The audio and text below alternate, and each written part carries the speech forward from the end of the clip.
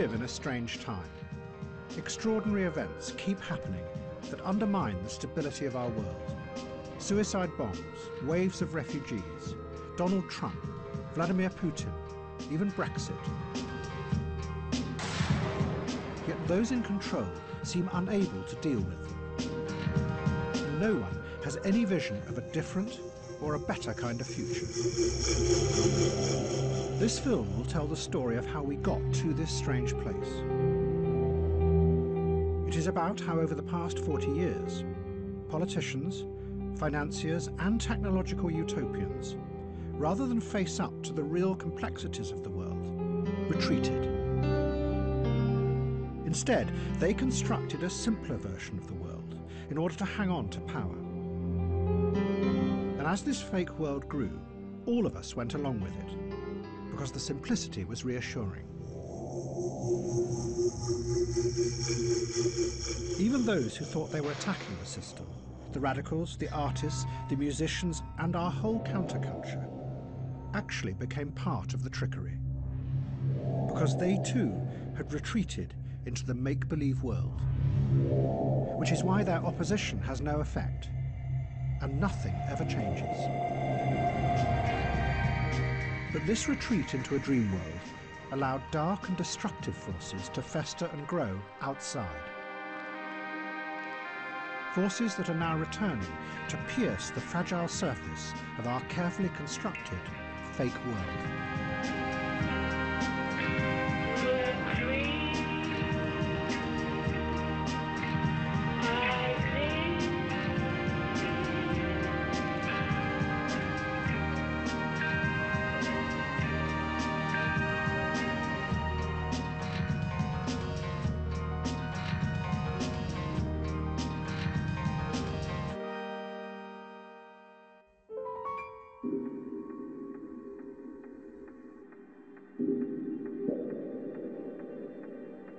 The story begins in two cities at the same moment in 1975.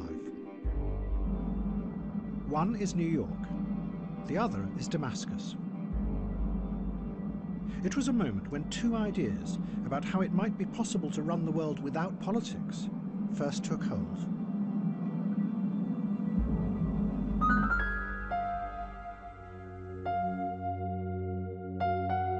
In 1975, New York City was on the verge of collapse. For 30 years, the politicians who ran the city had borrowed more and more money from the banks to pay for its growing services and welfare. But in the early 70s, the middle classes fled from the city, and the taxes they paid disappeared with them. So the banks lent the city even more. But then they began to get worried about the size of the growing debt, and whether the city would ever be able to pay it back. And then one day in 1975, the banks just stopped. The city held its regular meeting to issue bonds in return for the loans, overseen by the city's financial controller. Good morning, ladies and gentlemen. Today, the City of New York is offering for competitive bidding sale 260 million tax anticipation notes, of which 100 million will mature on June 3rd, 1975. The banks were supposed to turn up at 11 a.m. But it soon became clear that none of them were going to appear. The meeting was rescheduled for 2 p.m, and the banks promised they would turn up.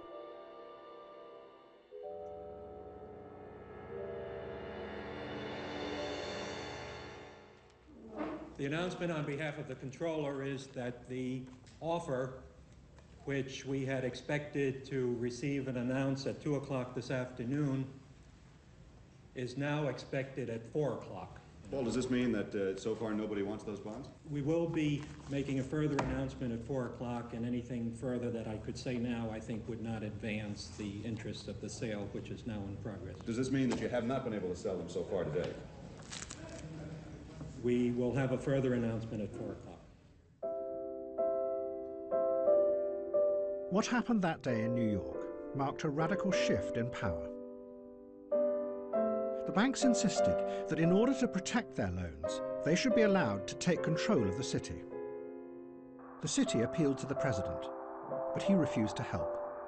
So a new committee was set up to manage the city's finances. Out of 9 members, 8 of them were bankers. It was the start of an extraordinary experiment where the financial institutions took power away from the politicians and started to run society themselves. The city had no other option. The bankers enforced what was called austerity on the city, insisting that thousands of teachers, policemen and firemen were sacked. This was a new kind of politics. The old politicians believed that crises were solved through negotiations and deals. The bankers had a completely different view. They were just the representatives of something that couldn't be negotiated with, the logic of the market. To them, there was no alternative to this system. It should run society.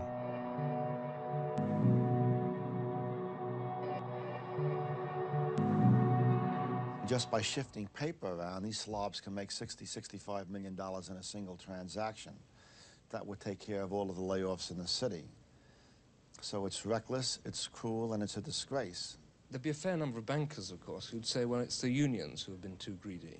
Now, what would your reaction be to that? I guess they're right in a way. If you can make $60 million on a single transaction and a worker makes $8–9,000 a year, I suppose they're correct, and as they go back to their little estates in Greenwich, Connecticut, I want to wish them well, the slobs. But the extraordinary thing was, no one opposed the bankers. The radicals and the left-wingers, who 10 years before had dreamt of changing America through revolution, did nothing. They had retreated and were living in the abandoned buildings in Manhattan.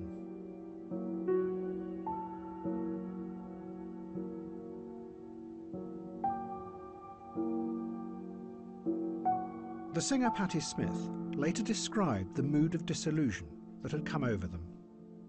I could not identify with the political movements any longer, she said. All the manic activity in the streets. In trying to join them, I felt overwhelmed by yet another form of bureaucracy. What she was describing was the rise of a new, powerful individualism that could not fit with the idea of collective political action.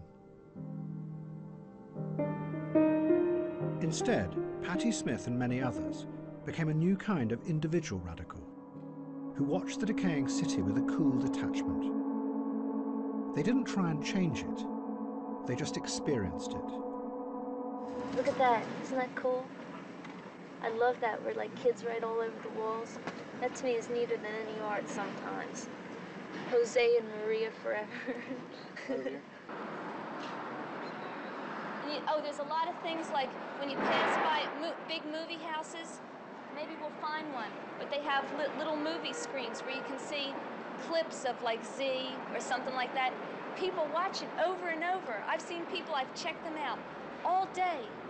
I've gone back and forth and they're still there watching the credits of a movie because they don't have enough dough, but it's some entertainment, you know. Instead, radicals across America turned to art and music as a means of expressing their criticism of society. They believed that instead of trying to change the world outside, the new radicalism should try and change what was inside people's heads. And the way to do this was through self-expression, not collective action.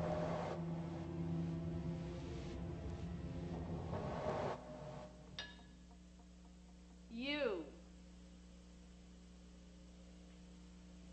V W X Y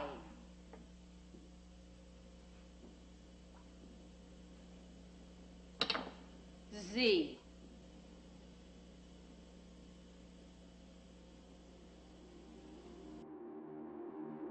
But some of the left saw that something else was really going on. That by detaching themselves and retreating into an ironic coolness, a whole generation were beginning to lose touch with the reality of power.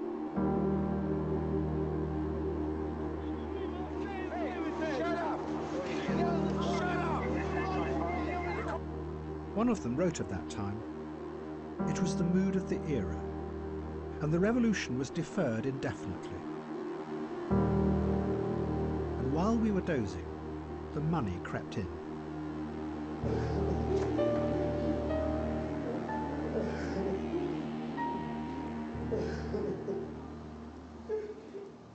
What's your date of birth, Larry? But one of the people who did understand how to use this new power was Donald Trump.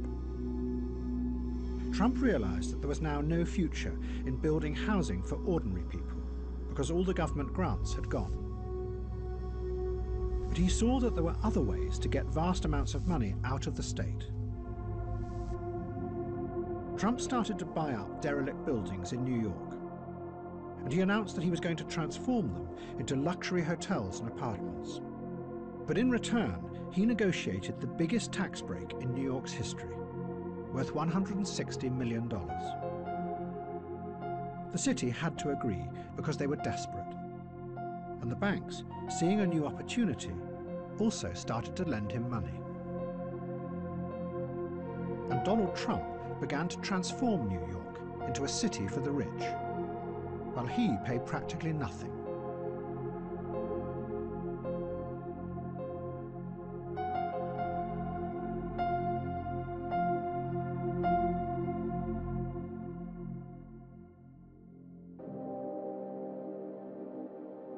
At the very same time, in 1975, there was a confrontation between two powerful men in Damascus, the capital of Syria.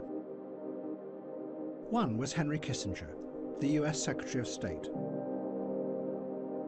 The other was the President of Syria, Hafez al-Assad.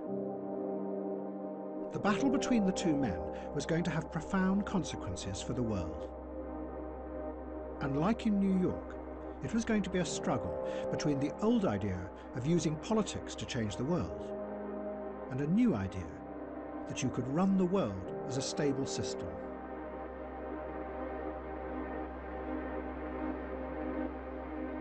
President Assad dominated Syria. The country was full of giant images and statues that glorified him. He was brutal and ruthless, killing or imprisoning anyone he suspected of being a threat. But Assad believed that the violence was for a purpose. He wanted to find a way of uniting the Arab countries and using that power to stand up to the West. 4, 3, 2, 1.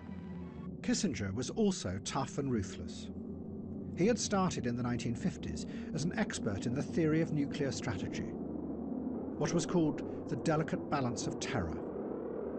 It was the system that ran the Cold War.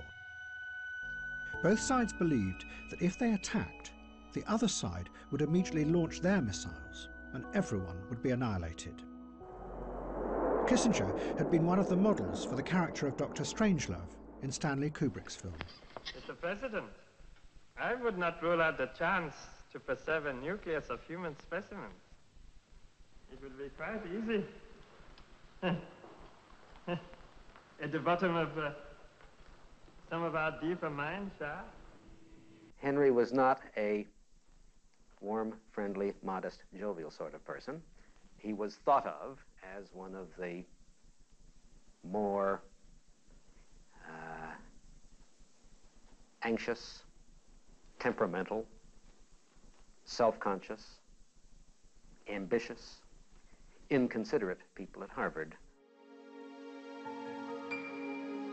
Kissinger saw himself as a hard realist. He had no time for the emotional turmoil of political ideologies.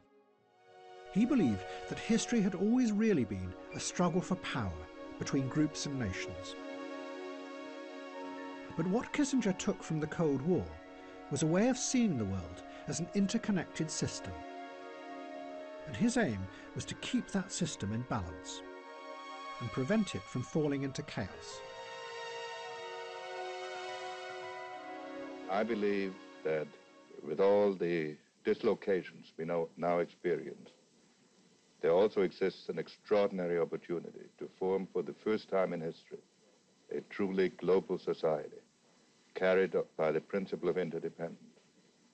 if we act wisely and with vision, I think we can look back to all this turmoil as the birth pangs of a more creative and better system. If we miss the opportunity, I think there's going to be chaos. The flight has been delayed, we understand now. The Kissinger will be arriving here about an hour and a half from now. So we'll just get have the press informed, and then we'll stay in contact with you. And it was this idea that Kissinger set out to impose on the chaotic politics of the Middle East. But to manage it, he knew that he was going to have to deal with President Assad of Syria. President Assad was convinced that there would only ever be a real and lasting peace between the Arabs and Israel if the Palestinian refugees were allowed to return to their homeland. Hundreds of thousands of Palestinians were living in exile in Syria, as well as in the Lebanon and Jordan. Have you found that the Palestinians here want to integrate with the Syrians at all? Oh, no, never. They don't want, not here or neither in Lebanon or in Jordan, never. No, because they want to stay as a whole, as a Palestinian. They call themselves those who go back, al-Aidun in Arabic. Assad also believed that such a peace would strengthen the Arab world. But Kissinger thought that strengthening the Arabs would destabilize his balance of power. So he set out to do the very opposite, to fracture the power of the Arab countries by dividing them and breaking their alliances so they would keep each other in check. Kissinger now played a double game, or as he termed it, constructive ambiguity. In a series of meetings, he persuaded Egypt to sign a separate agreement with Israel. But at the same time, he led Assad to believe that he was working for a wider peace agreement, one that would include the Palestinians.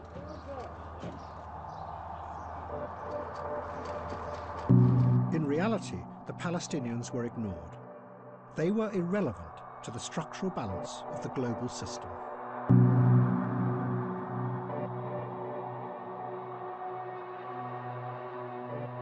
The hallmark of Kissinger's thinking about international politics is its structural design. Everything is always connected in his mind to everything else. But his first thoughts are on that level, on the structural global balance of power level. And as he addresses questions of human dignity, human survival, human freedom, I think they tend to come into his mind as an adjunct of the play of nations at the power game. When Assad found out the truth, it was too late. In a series of confrontations with Kissinger in Damascus, Assad raged about this treachery. He told Kissinger that what he had done would release demons hidden under the surface of the Arab world. Kissinger described their meetings. Assad's controlled fury, he wrote, was all the more impressive for its eerily cold, seemingly unemotional demeanor. Assad now retreated. He started to build a giant palace that loomed over Damascus, and his belief that it would be possible to transform the Arab world began to fade. A British journalist who knew Assad wrote, "Assad's optimism has gone. A trust in the future has gone. What has emerged instead is a brutal, vengeful Assad, who believes in nothing except revenge."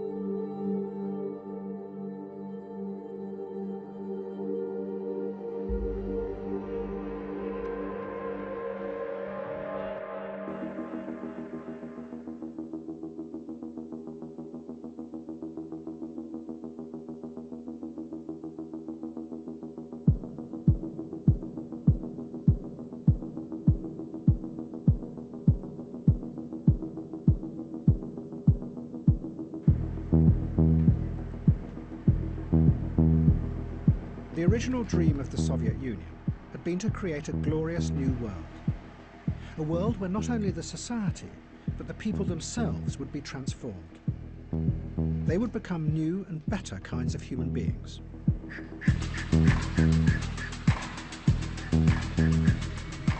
But by the 1980s, it was clear that the dream had failed.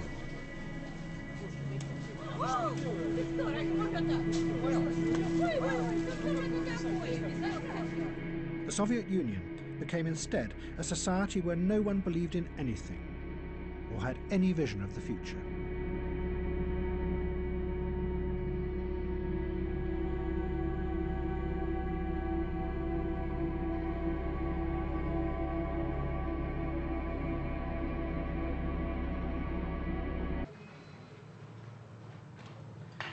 А если у вас было желание, какое вы смотрите, вы выразите сейчас? Чего? Желание, если у вас есть, например, какое у вас было бы сейчас? Чего? Желание, мечта. Мечта? Да. Ну, как вам сказать? Не знаю дальше вам сказать. Мечта. Раньше не желая, не гадая, ничего не выйдет все равно. Нет, ну только... Я мечтала и гадала, у меня все наоборот идет. И теперь не верю и никогда не буду думать и мечтать. А вы верите? Кому? Что? Кому верить? Ну, не знаю, Богу. Богу? Никому не верю, ничего не верю. И вам тоже не верю.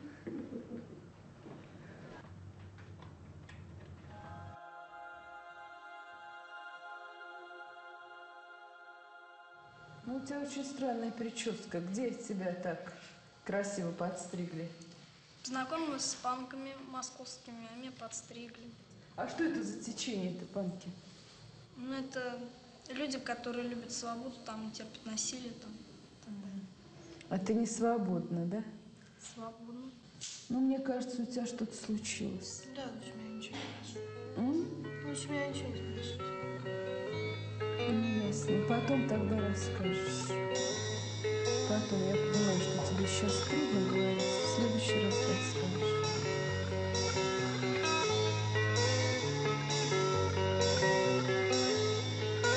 Я повторяю 10 раз и снова. Никто не знает, как же мне хуёво. И телевизор с потолка свисает. И как хуёво мне никто не знает. Все это до того подзаебало, что хочется опять начать сначала. Куплет печальный, он такой, что снова я повторяю, как же мне хуёво. Those who ran the Soviet Union had believed that they could plan and manage a new kind of socialist society. But they had discovered that it was impossible to control and predict everything, and the plan had run out of control. But rather than reveal this, the technocrats began to pretend that everything was still going according to plan. And what emerged instead was a fake version of the society. The Soviet Union became a society where everyone knew that what their leaders said was not real, because they could see with their own eyes that the economy was falling apart.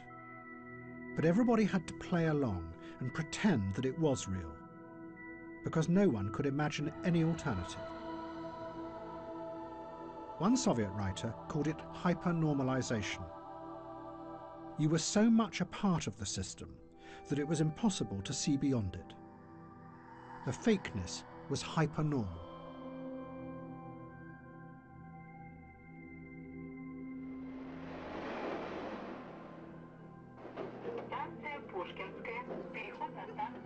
In this stagnant world, two brothers called Arkady and Boris Strugatsky became the inspiration of a growing new dissident movement. They weren't politicians. They were science fiction writers. And in their stories, they expressed the strange mood that was rising up as the Soviet Empire collapsed. Their most famous book was called Roadside Picnic. It is set in a world that seems like the present, except there is a zone that has been created by an alien force. People known as stalkers go into the zone. They find that nothing is what it seems, that reality changes minute by minute. Shadows go the wrong way. there are hidden forces that twist your body and change the way you think and feel. The picture the Strugatskys gave was of a world where nothing was fixed, where reality, both what you saw and what you believed, had become shifting and unstable.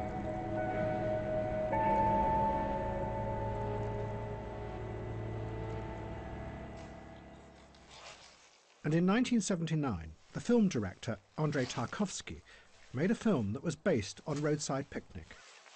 He called it Stalker.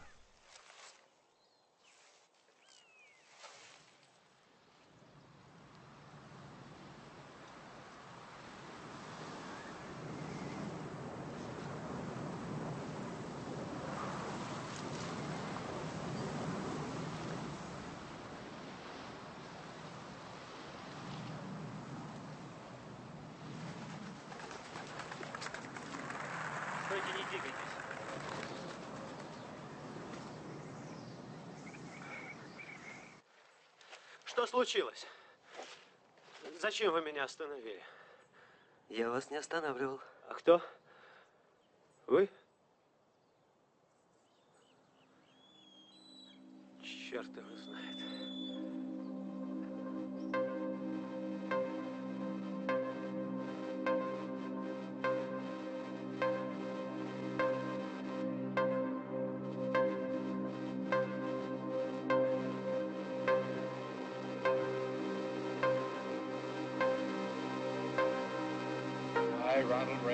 Solemnly swear that I will faithfully execute the office of President of the United States. That I will faithfully execute the office of President of the United States. The new President of America had a new vision of the world. It wasn't the harsh realism of Henry Kissinger any longer. It was different. It was a simple moral crusade, where America had a special destiny to fight evil and to make the world a better place. The places and the periods in which man has known freedom are few and far between, just scattered moments on the span of time. And most of those moments have been ours. The American people have a genius for great and unselfish deeds. Into the hands of America, God has placed the destiny of an afflicted mankind. God bless America. But this crusade was going to lead Reagan to come face to face with Henry Kissinger's legacy. And above all, the vengeful fury of President Assad of Syria. Israel was now determined to finally destroy the power of the Palestinians. And in 1982, they sent a massive army to encircle the Palestinian camps in the Lebanon. Do you know how strong the Israelis are? Do you know how many tanks they have outside Beirut? Do you know how strong they are? يعني بيقول انه احنا بنعرف انه الاسرائيليين اقوياء، فهل هذا بيأثر علينا؟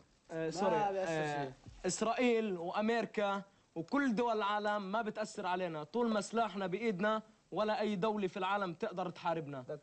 We are not ready to surrender. طول ما هو الشعب رافع راسه والشعب معنا ما حدا بيقدرنا. طلع شاب يانج لسه بيبل اولاد صغار على الحرب.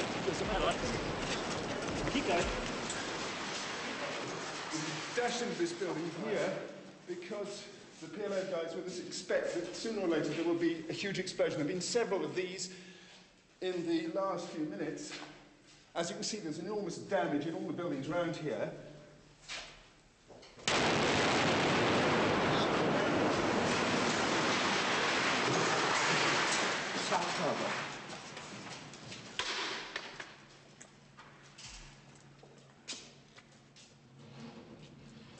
Quick.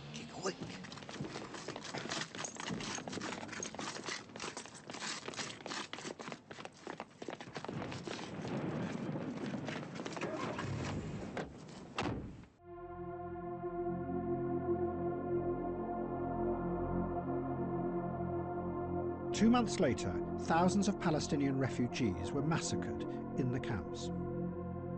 It horrified the world. But what was even more shocking was that Israel had allowed it to happen. Its troops had stood by and watched as a Christian Lebanese faction murdered the Palestinians.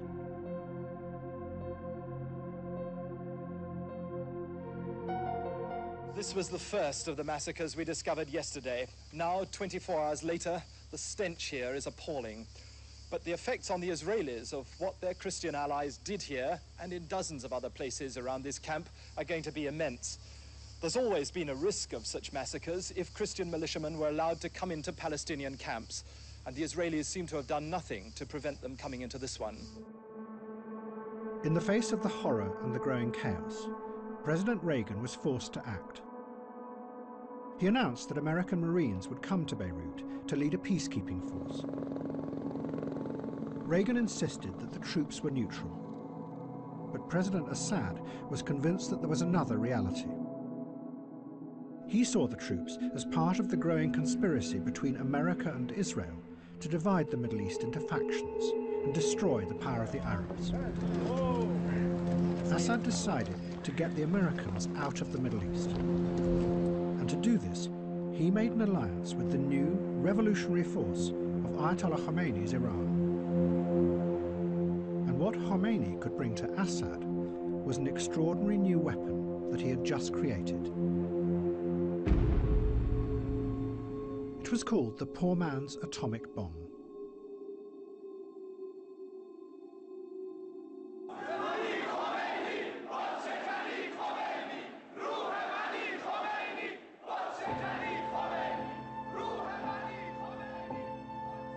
Ayatollah Khomeini had come to power 2 years before as the leader of the Iranian Revolution. But his hold on power was precarious.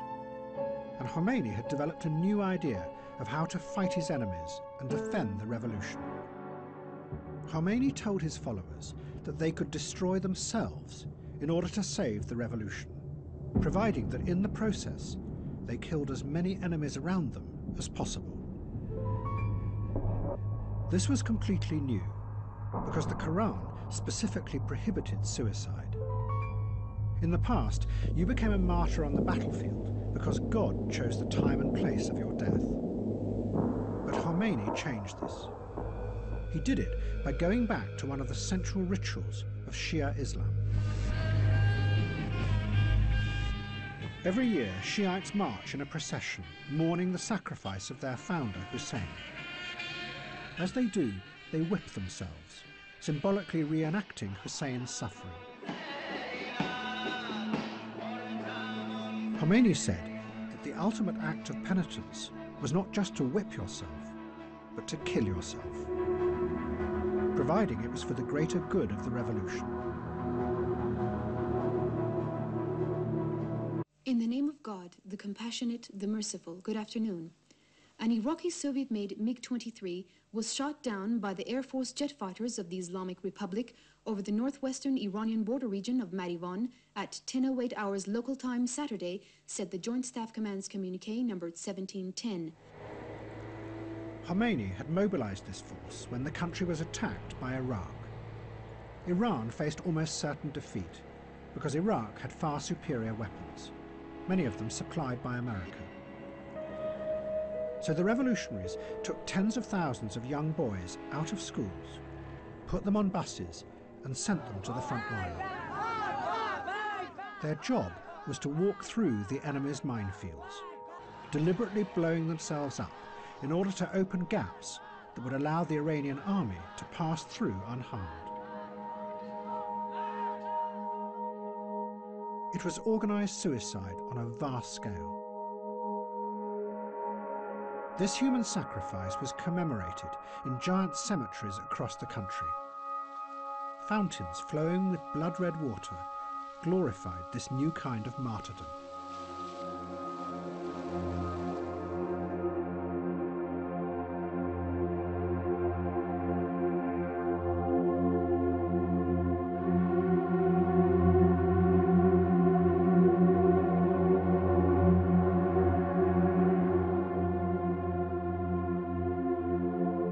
It was this new idea of an unstoppable human weapon that President Assad took from Khomeini and brought to the West for the first time. But as it travelled, it would mutate into something even more deadly. Instead of just killing yourself, you would take explosives with you into the heart of the enemy, and then blow yourself up, taking dozens or even hundreds along with you. It would become known as suicide bombing. In October 1983, 2 suicide bombers drove trucks into the US Marine barracks in Beirut. It was seeing something move that took me out of my trance. And then I recognized, oh yes, Marines were in that building. A lot of Marines were in that building.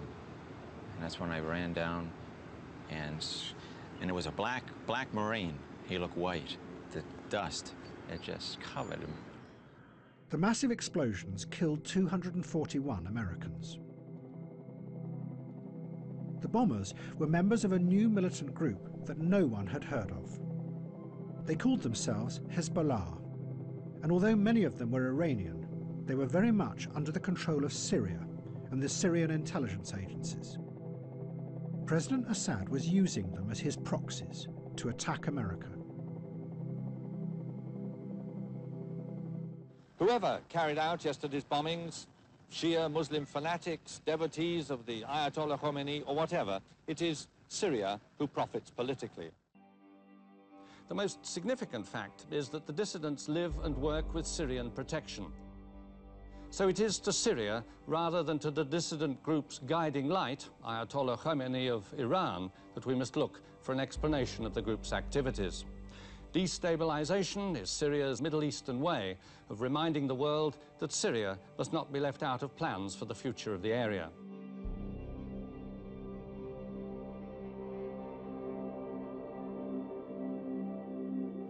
There are no words that can express our sorrow and grief over the loss of those splendid young men and the injury to so many others.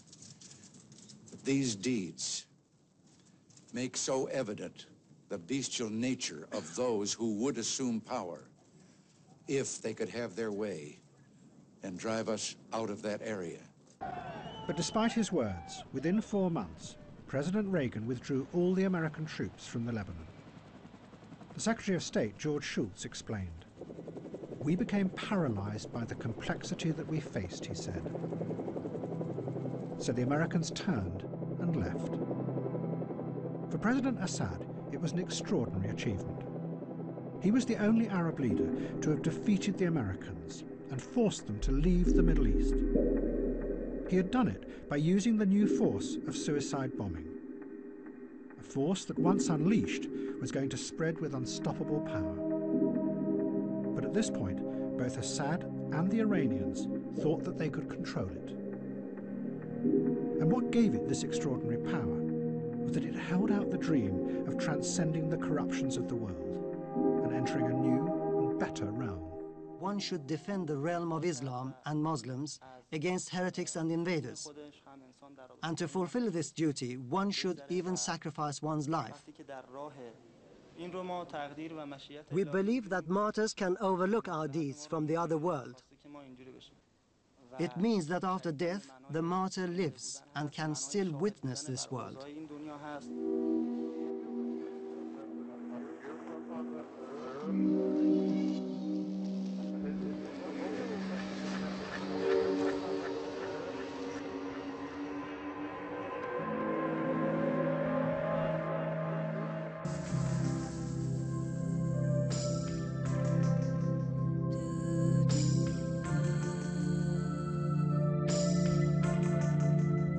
By the middle of the 1980s, the banks were rising up and becoming ever more powerful in America. What had started 10 years before in New York, the idea that the financial system could run society, was spreading. But unlike older systems of power, it was mostly invisible. A writer called William Gibson tried to dramatize what was happening in a powerful, imaginative way in a series of novels. Gibson had noticed how the banks and the new corporations were beginning to link themselves together through computer systems. What they were creating was a series of giant networks of information, that were invisible to ordinary people and to politicians. But those networks gave the corporations extraordinary new powers of control.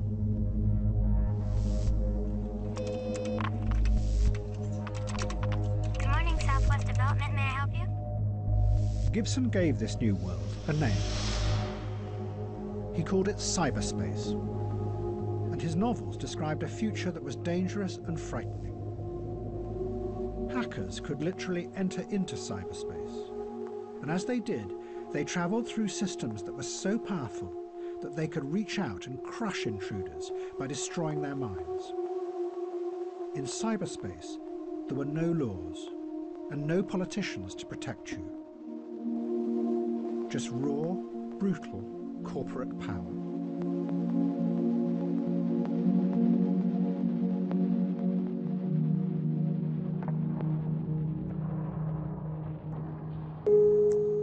But then, a strange thing happened.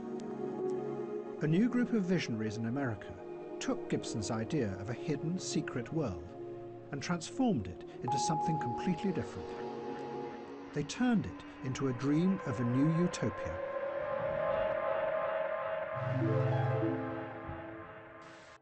They were the technological utopians who were rising up on the west coast of America.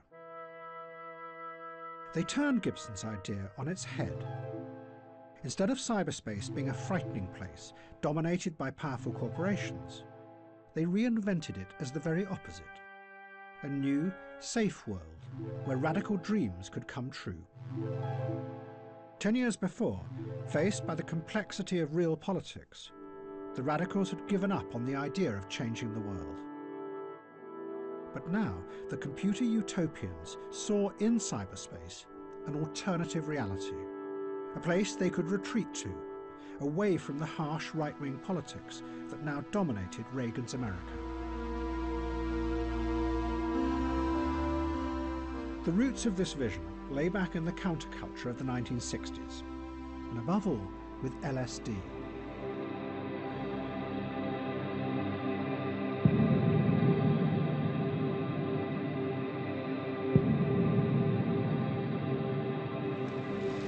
We've got some more acid over here if you want to go ahead and drop it. Many of those who had taken LSD in the 60s were convinced that it was more than just another drug, that it opened human perception and allowed people to see new realities that were normally hidden from them. See, the ones that have white in them are really great.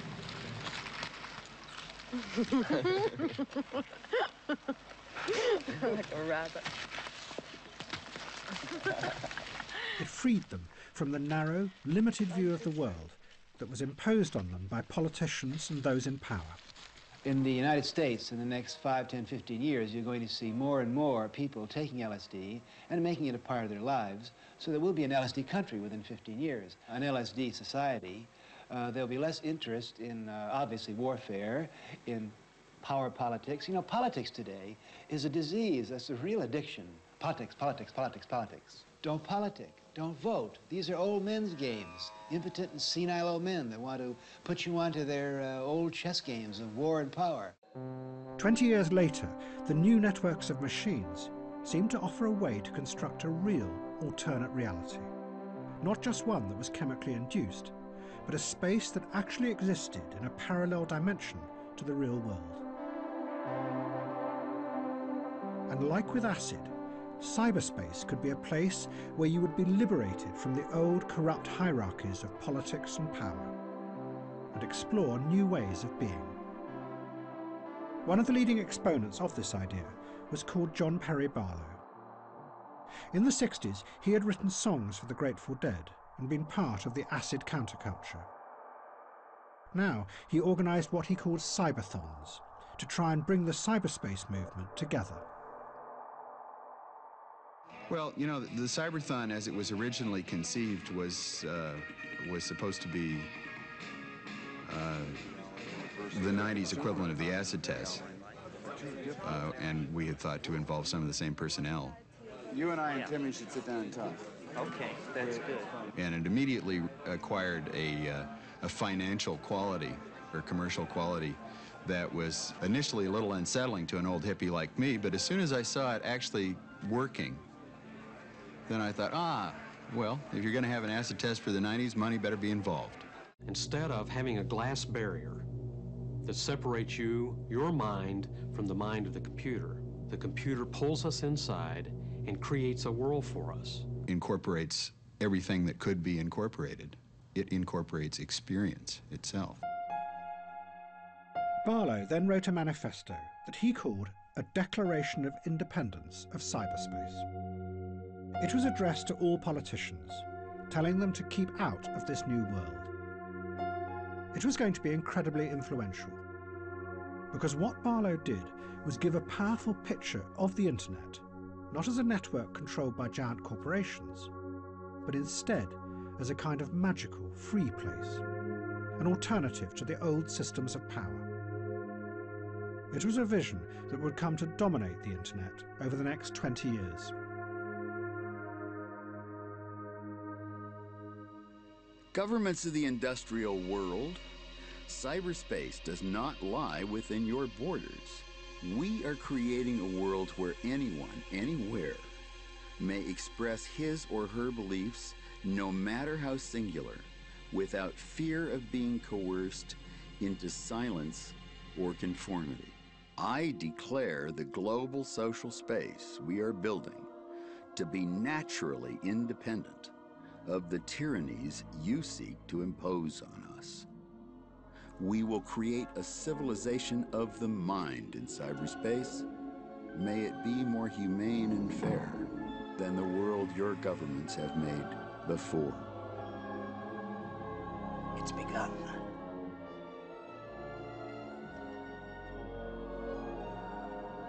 This is the key to a new order. This code disk means freedom.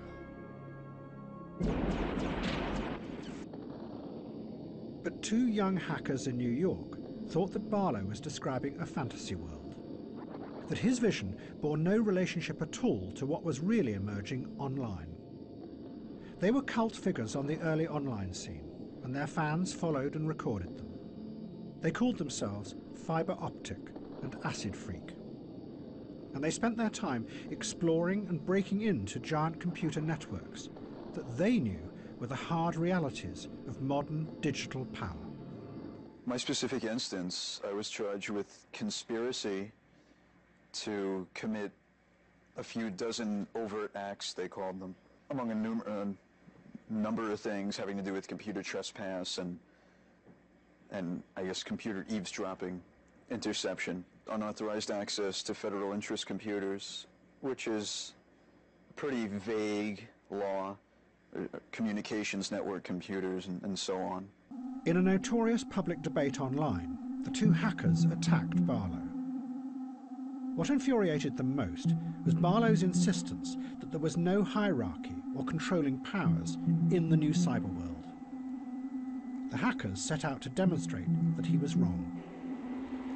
Acid Freak hacked into the computers of a giant corporation called TRW.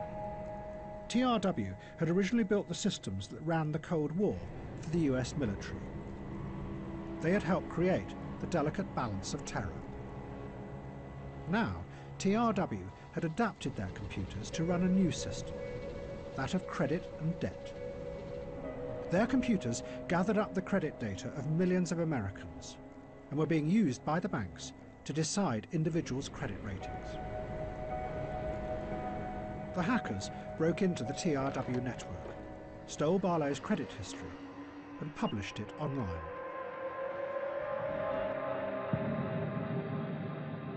The hackers were demonstrating the growing power of finance, how the companies that ran the new systems of credit knew more and more about you, and increasingly used that information to control your destiny. And the system that was allowing this to happen were the new giant networks of information connected through computer servers. The hackers were questioning whether Barlow's utopian rhetoric about cyberspace might really be a convenient camouflage, hiding the emergence of a new and growing power that was way beyond politics.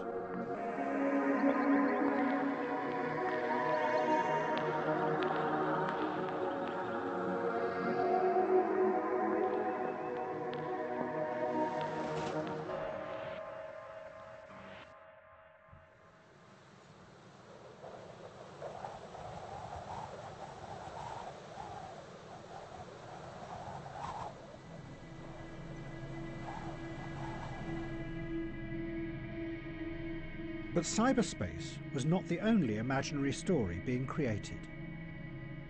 Faced with the humiliating defeat in the Lebanon, President Reagan's government was desperate to shore up the vision of a moral world where a good America struggled against evil. And to do this, they were going to create a simple villain, an imaginary enemy, one that would free them from the paralyzing complexity of real Middle Eastern politics. And the perfect candidate was waiting in the wings: Colonel Gaddafi, the ruler of Libya.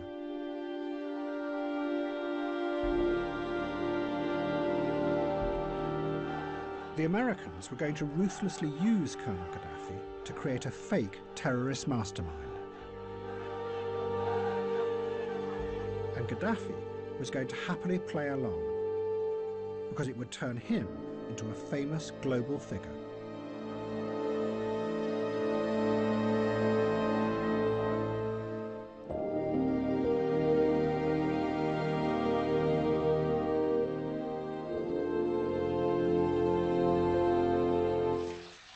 Colonel Gaddafi had taken power in a coup in the 1970s. But from the very start, he was convinced that he was more than just the leader of one country.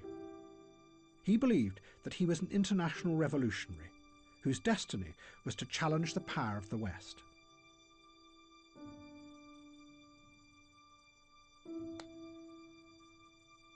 Gentlemen, the Queen.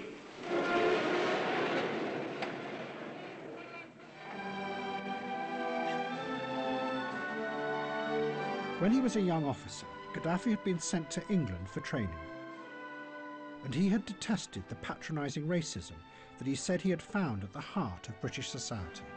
Yes, I attended a course. I have been in England since 1966, from April to August. You had the best months. I was in Beaconsfield, a village called Beaconsfield, in Army School. In fact, we ill-treated in that place from some British officers. I think those officers were Jews, maybe Jews. But ill-treated in what sort of way? In many ways. They ill-treat us every time. By being rude or by being bullying or? In their all behavior towards us, they ill-treat us. They hate us anyhow because of colonization. It is a result of colonialism. Once in power, Gaddafi had developed his own revolutionary theory, which he called the Third Universal Theory. It was an alternative, he said, to communism and capitalism. He published it in a green book, but practically no one read it. He had sent money and weapons to the IRA in Ireland to help them overthrow the British ruling class. But all the other Arab leaders rejected him and his ideas. They thought that he was mad. And by the mid-1980s, Gaddafi was an isolated figure, with no friends and no global influence. Then suddenly that changed. In December 1985, terrorists attacked Rome and Vienna airports simultaneously, killing 19 people, including 5 Americans. There was growing pressure on President Reagan to retaliate. It's time to rename your State Department the Capitulation Department. Get off of your stick, Mr. President. The American people are sick and tired of being kicked around. You talk tough. Let's see you use some of these billions and billions and billions of dollars worth of weapons that you've asked us to approve. Your words are cheap talk. President Reagan immediately announced that Colonel Gaddafi was definitely behind the attacks.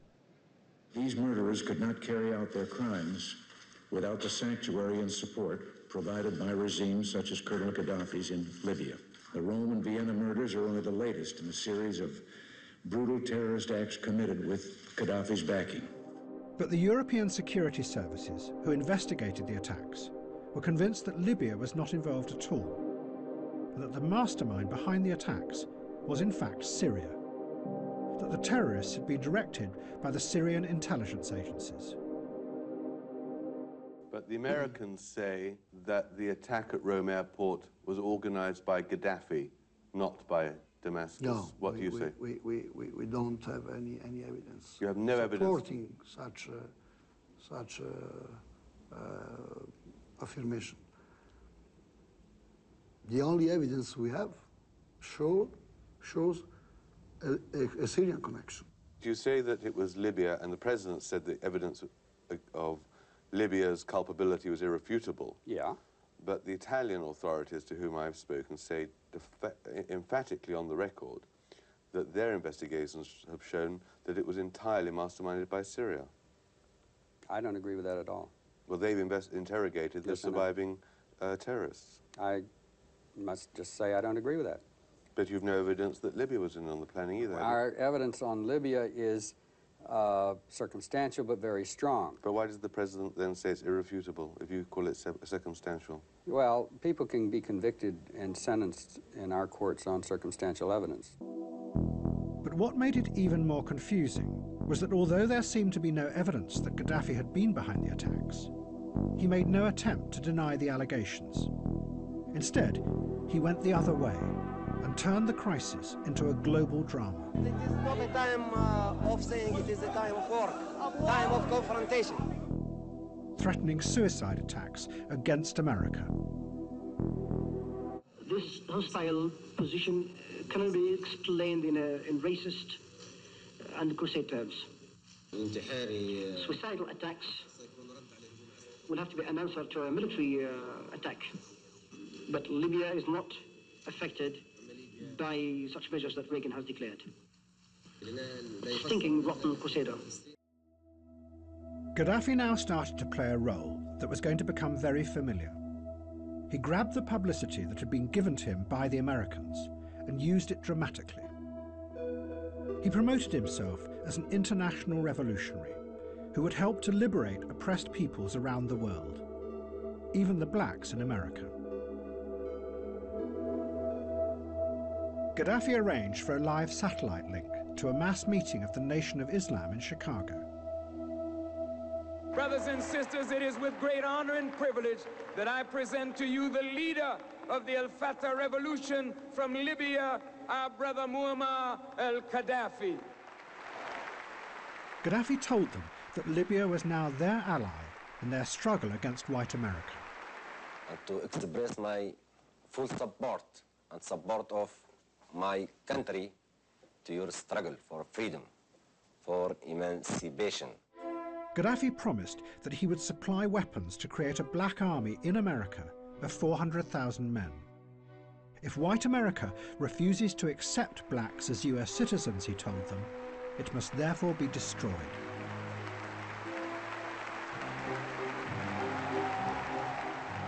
Gaddafi also invited a group of German rocket scientists to come to Libya to build him a rocket.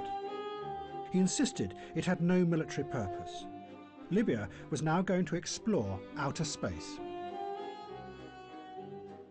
I think it is peaceful and civilian activity for investigation of space and something like this. And it has nothing to do with any military things. But no one believed him. Journalists warned that Gaddafi was really preparing to attack Europe, vividly dramatizing the new danger. That is something like this, which goes that way to put something into space. But the same device, tilted, say, to an angle of 45 degrees, could, of course, become something very different. A missile possibly carrying a warhead. That would put Libya within range of an enormous area. A chilling proposition with its range of 2,000 kilometers. The Americans and Gaddafi now became locked together in a cycle of mutual reinforcement. In the process, a powerful new image was created that was going to capture the imagination of the West. Gaddafi became a global supervillain, at the head of what was called a rogue state, a madman who threatened the stability of the world. And Gaddafi was loving every minute of it. Does he think in the past his decisions sometimes have been taken too quickly? Maybe. On world affairs? Maybe. I think sometimes that is what has made people in the world nervous of you, perhaps.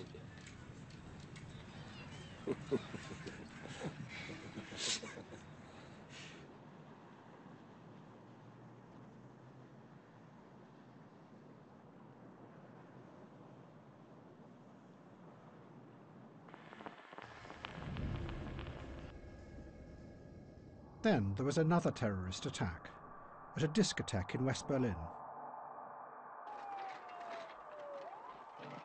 A bomb killed an American soldier and injured hundreds. The Americans released what they said were intercepts by the National Security Agency that proved that Colonel Gaddafi was behind the bombing, and a dossier that they said proved that he was also the mastermind behind a whole range of other attacks. President Reagan ordered the Pentagon to prepare to bomb Libya. But again, there were doubts, this time within the American government itself. There were concerns that analysts were being pressured to make a case that didn't really exist. And to do it, they were taking Gaddafi's rhetoric about himself as a global revolutionary and his manic ravings, and then representing them as fact. And in the process, together, the Americans and Gaddafi were constructing a fictional world. The analyst was certainly, I'm convinced, pressured into developing a prima facie case against the Libyan government. From the somewhat incoherent ravings of a maniac, both interceptions of a clandestine nature, interceptions of a open radio broadcasts or whatever, as well as other sources, quotations of his, that one can assemble a neatly put together package demonstrating that the man had violent interests against the United States and its European allies. The European intelligence agencies told the Americans that they were wrong, that it was Syria that was behind the bombing, not Libya. But the Americans had decided to attack Libya because they couldn't face the dangerous consequences of attacking Syria. Instead, they went for Gaddafi, a man without friends or allies. Libya were less downside consequences, if you will. There's less Arab support for Gaddafi. We figured there would be less Soviet support for Gaddafi. There's no question but what Libya was more vulnerable than Syria and Iran. It was a soft and target. That is certainly an element, of course. In April 1986, the Americans attacked Libya. Their targets included Colonel Gaddafi's own house. Immediately after the attack, Gaddafi appeared in the ruins to describe what had happened. The family were asleep, and my wife was, that day, tied down to the bed because she had a slip disc. I tried to rescue the children, and the house started to collapse, as you can see, and the books started to burn. They concentrated on the children's room so that they would kill all the children. Our small adopted daughter was killed, and 2 of our children were injured. But yet again, Gaddafi might have been lying. Ever since then, there have been rumors that his adopted daughter actually survived. But many other children were killed in the raid because the American bombing was so inaccurate. Gaddafi realized that the attention of the whole world was now focused on him, and he grabbed the moment to promote his own revolutionary theory, the Third Way, as a global alternative to democracy. I feel that I'm really responsible for conveying the Third World Theory and the Green Book to the rising generation, to the young American and British people, so that we can rescue America and Britain and these generations of young people from this theory, this electoral party theory, which enabled an imbecile like Reagan to rule the mightiest power on earth and use it to destroy other people's homes, and enabled a harlot like Thatcher to rule a great nation like Britain.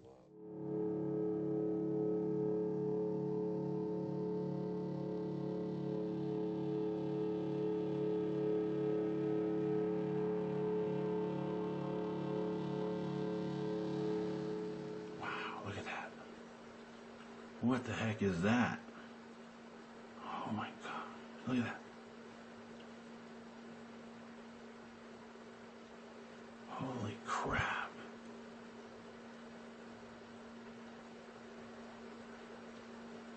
It's just moving really slowly. Wow. What is it doing? What the heck?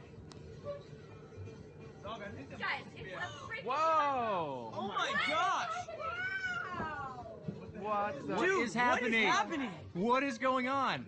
Oh my gosh, Tom! Holy shit. Oh my god, guys! Guys, is that a freaking UFO? What the hell? Wait, can you get a good video? Good. What is it? What the hell? In the 1980s, more and more people in the United States reported seeing unexplained objects and lights in the sky. At the same time, investigators who believed in UFOs revealed that they had discovered top-secret government documents that stated that alien craft had visited Earth. The documents had been hidden for 20 years, and they seemed to prove that there had been a giant cover-up. But actually, the reality was even stranger. The American government might have been making it all up, that they had created a fake conspiracy to deliberately mislead the population. The lights that people imagined were UFOs may in reality have been new high-technology weapons that the US government were testing.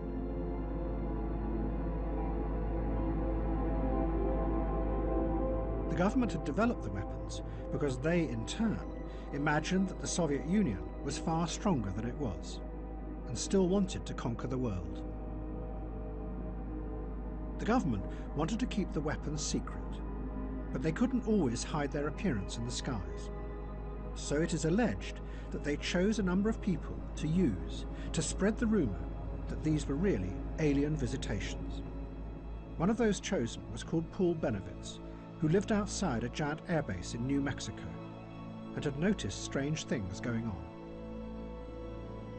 Years later, I sat down with Paul at dinner and told Paul exactly that everything we did was a sanctioned counterintelligence operation to convince him that what he was seeing was UFOs, and that what we didn't want him to know was that he tapped into something on the base, and we didn't want him to ever disclose that.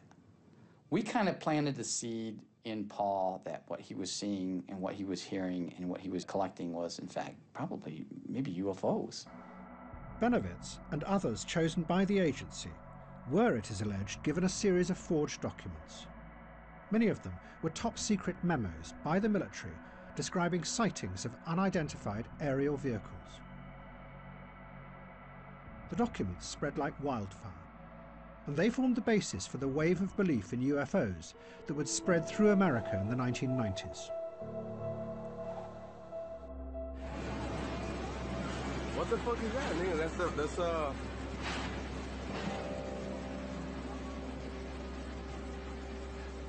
That's crazy, bro. Is that space, And it also fueled the wider, growing belief that governments lied to you, that conspiracies were real. What the Reagan administration were doing, both with Colonel Gaddafi and with the UFOs, was a blurring of fact and fiction. But it was part of an even broader program. The president's advisors had given it a name. They called it perception management, and it became a central part of the American government during the 1980s. The aim was to tell dramatic stories that grabbed the public imagination, not just about the Middle East, but about Central America and the Soviet Union. And it didn't matter if the stories were true or not, providing they distracted people, and you, the politician, from having to deal with the intractable complexities of the real world.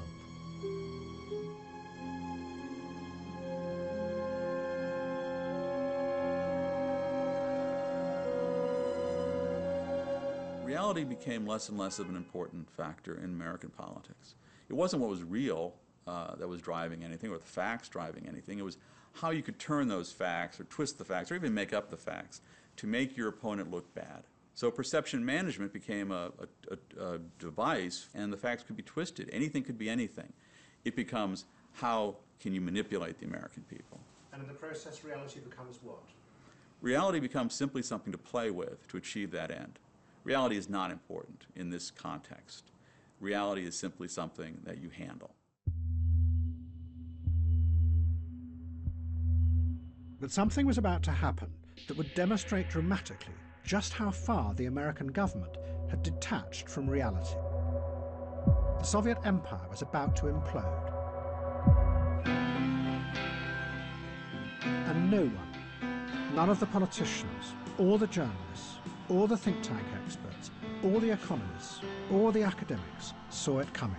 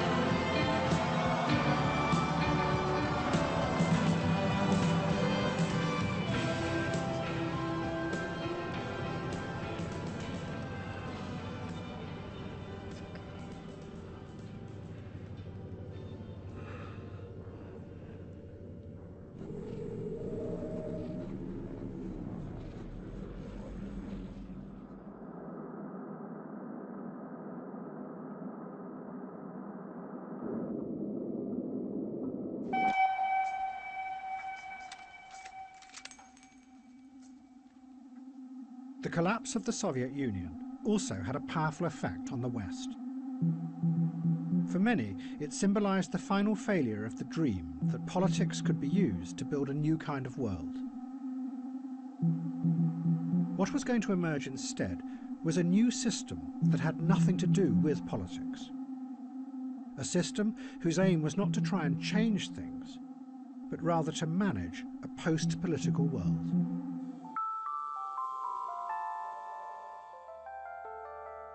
One of the first people to describe this dramatic change was a left-wing German political thinker called Ulrich Beck. Beck said that any politician who believed that they could take control of society and drive it forward to build a better future was now seen as dangerous. In the past, politicians might have been able to do this, but now they were faced with what he called a runaway world, where things were so complex and interconnected, and modern technologies so potentially dangerous, that it was impossible to predict the outcomes of anything you did. The catalogue of environmental disasters proved this. Politicians would have to give up any idea of trying to change the world. Instead, their new aim would be to try and predict the dangers in the future, and then find ways to avoid those risks. Although Beck came from the political left, the world he saw coming was deeply conservative. The picture he gave was of a political class reduced to trying to steer society into a dark and frightening future, constantly peering forward and trying to see the risks coming towards them. Their only aim, to avoid those risks and keep society stable. It only lasted for a few seconds, so you're basically shocked you really didn't know what was going on at the time. Where were you in the building and where was the explosion? Oh my God! But a system that could anticipate the future and keep society stable was already being built, pieced together from all kinds of different and sometimes surprising sources, all of them outside politics. One part of it was taking shape in a tiny town in the far northwest of the United States called East Wenatchee. It was a giant computer whose job was to make the future predictable.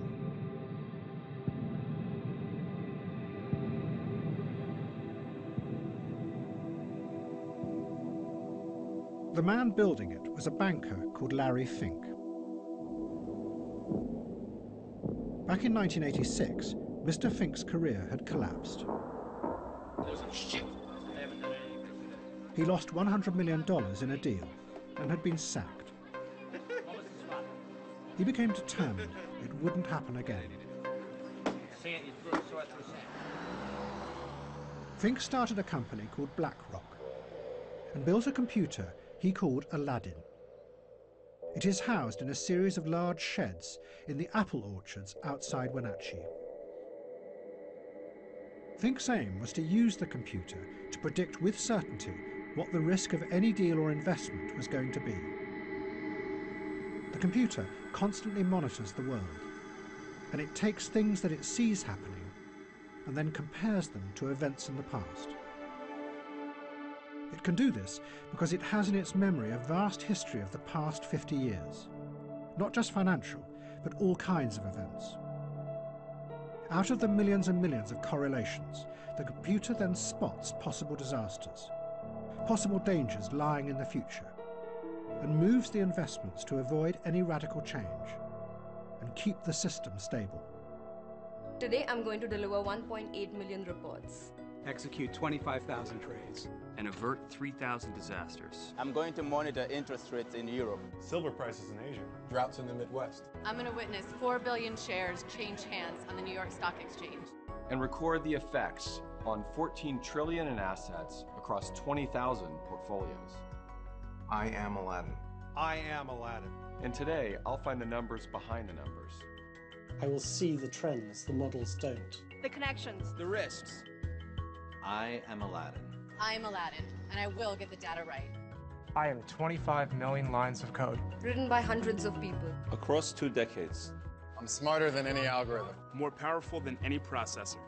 Because I am Aladdin. Because I am Aladdin. I am Aladdin. I am Aladdin. Aladdin has proved to be incredibly successful. The assets it guides and controls now amount to $15 trillion, which is 7% of the world's total wealth.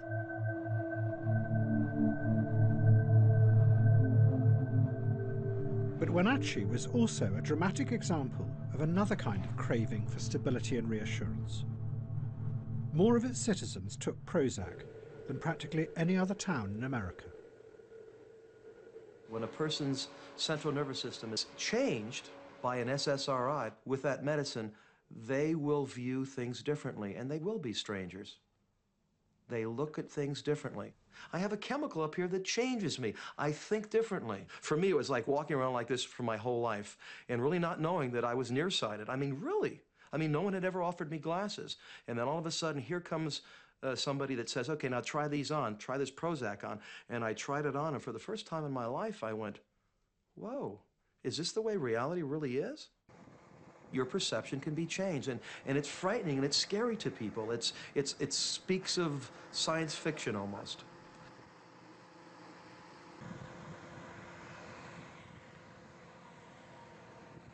Well, the medicine just kind of lets you listen to what needs to go on. And then your doctor, you know, every time you come back, he says, you're looking so much better. And then he just, like Jim, every time I come in, he goes, you're so beautiful, you know? And he isn't even sucking up. I mean, he's being nice, you know? You're beautiful, you're nice, you're friendly, you've got so much going for you. And I think, yeah, I do, yeah. So I tell my friends, oh, I feel so much better about myself. You know, Mom goes out, oh, I feel so much better about myself. So your friends start saying, you know, I've seen such an improvement. And everybody improves all the way around. They see improvement, you know, it's like everybody's kind of brainwashing each other into being happy. But there was a more effective way of reassuring people that was being developed that did not involve medication. It too came from computer systems, but this time artificial intelligence. But the way to do it had been discovered by accident.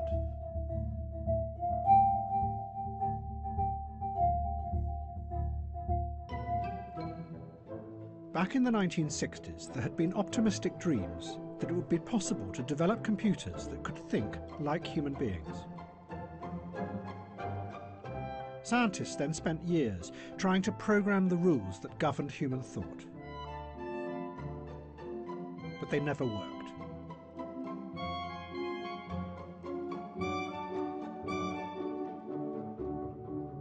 One computer scientist at MIT became so disillusioned that he decided to build a computer program that would parody these hopeless attempts.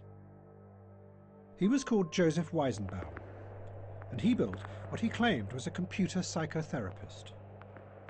Just like a therapist, people could come and talk to the machine by typing in their problems. Weizenbaum called the program ELIZA. He modelled it on a real psychotherapist called Carl Rogers, who was famous for simply repeating back to the patient what they had just said. And that is what ELIZA did. The patient sat in front of the screen and typed in what they were feeling, and the program repeated it back to them, often in the form of a question. Men are all alike. In what way? They're always bugging us about something or other. Can you think of a specific example? Well, my boyfriend made me come here. Your boyfriend made you come here? He says I'm depressed much of the time. I'm sorry to hear that you're depressed. It's true. I am unhappy. Do you think coming here will help you not to be unhappy? Well, I need some help. That much seems certain. One of the first people to use ELIZA was Weizenbaum's secretary, and her reaction was something that he had not predicted at all. And I asked her to my office and sat her down at the keyboard, and then she began to type. And of course, I looked over her shoulder to make sure that everything was operating properly. After 2 or 3 interchanges with the machine, she turned to me and she said, "Would you mind leaving the room, please?" And yet she knew, as Weizenbaum did, that ELIZA didn't understand a single word that was being typed into it. You're like my father in some ways. You don't argue with me. Why do you think I don't argue with you? You're afraid of me. Does it please you to think I'm afraid of you? My father's afraid of everybody. My father's afraid of everybody. Weizenbaum was astonished. He discovered that everyone who tried ELIZA became engrossed. They would sit for hours telling the machine about their inner feelings and incredibly intimate details of their lives. They also liked it because it was free of any kind of patronizing elitism. One person said, "After all, the computer doesn't burn out, look down on you, or try to have sex with you." What Eliza showed was that in an age of individualism, what made people feel secure was having themselves reflected back to them, just like in a mirror.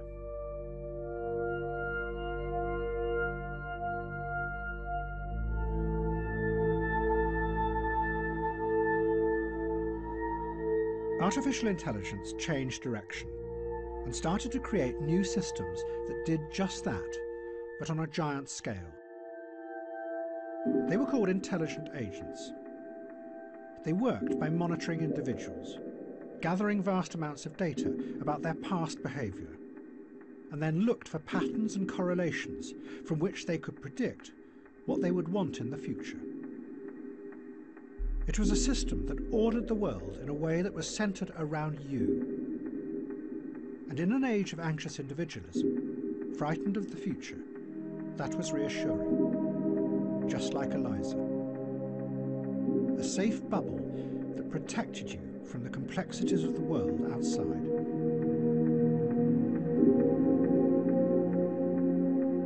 But the applications of this new direction proved fruitful and profitable. If you liked that, you'll love this.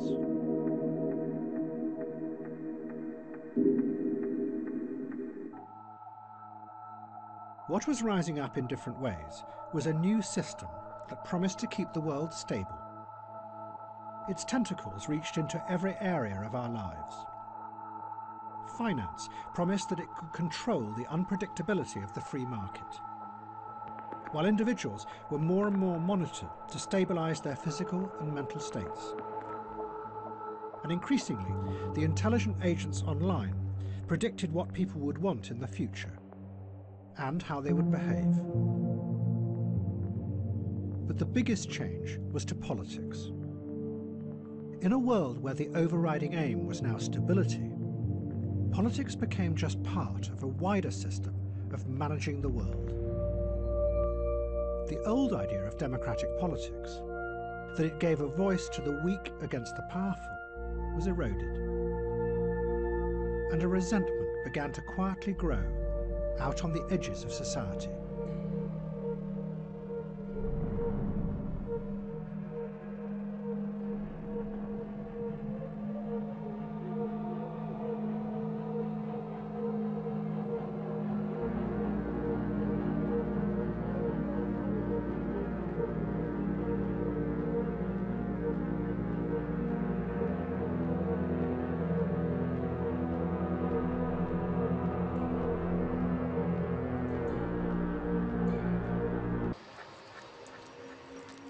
But the new system did have a dangerous flaw.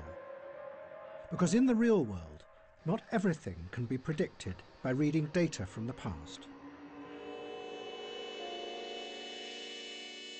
And someone who was about to discover that to his own cost was Donald Trump.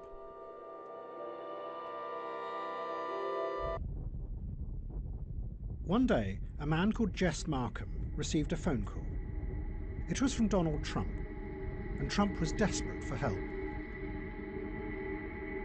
Markham was a strange, mysterious figure. He had been a nuclear scientist in the 1950s and studied the effect of radiation from nuclear weapons on the human body. Then Markham had gone to Las Vegas and become obsessed by gambling. He had a photographic memory, and he used it to instantly process the data of the games as they were played. From that, he could predict the outcome. And he always won. The Las Vegas gangsters were fascinated by him. They called him the Automat. Where are we going? Let's go. Go. Donald Trump was one of the heroes of the age. But in reality, much of his success was a facade. The banks that had lent Trump millions had discovered that he could no longer pay the interest on the loans. You're right. Trump's empire was facing bankruptcy. His wife Ivana hated him because he was having an affair with Miss Hawaiian Tropic 1985. And then, a famous Japanese gambler called Akio Kashiwagi came to one of Trump's casinos and started to win millions of dollars in an extraordinary run of luck. Trump, who was desperate for money, panicked as day after day he watched millions being siphoned out of his casino. So he turned for help to Jess Markham. Markham came to Trump's casino in Atlantic City. He analysed all the data about the way that Kashiwagi had been playing. He then told Trump to suggest a particular high-stakes game that he knew the Japanese gambler could not resist. His model, Markham said, predicted that Kashiwagi had to lose. And after 5 agonising days, he did. Kashiwagi lost $10 million, and he gave up. Donald Trump was elated. He thought he'd got his money back.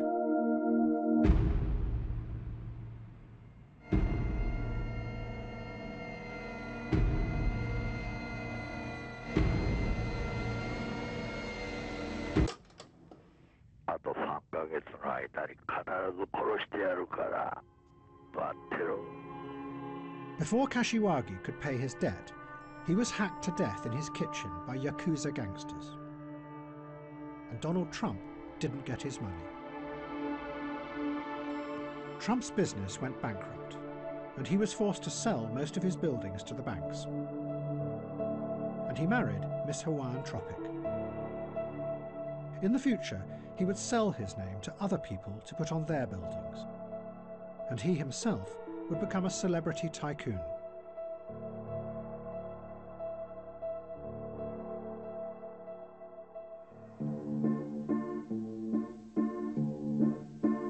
President Assad didn't want stability.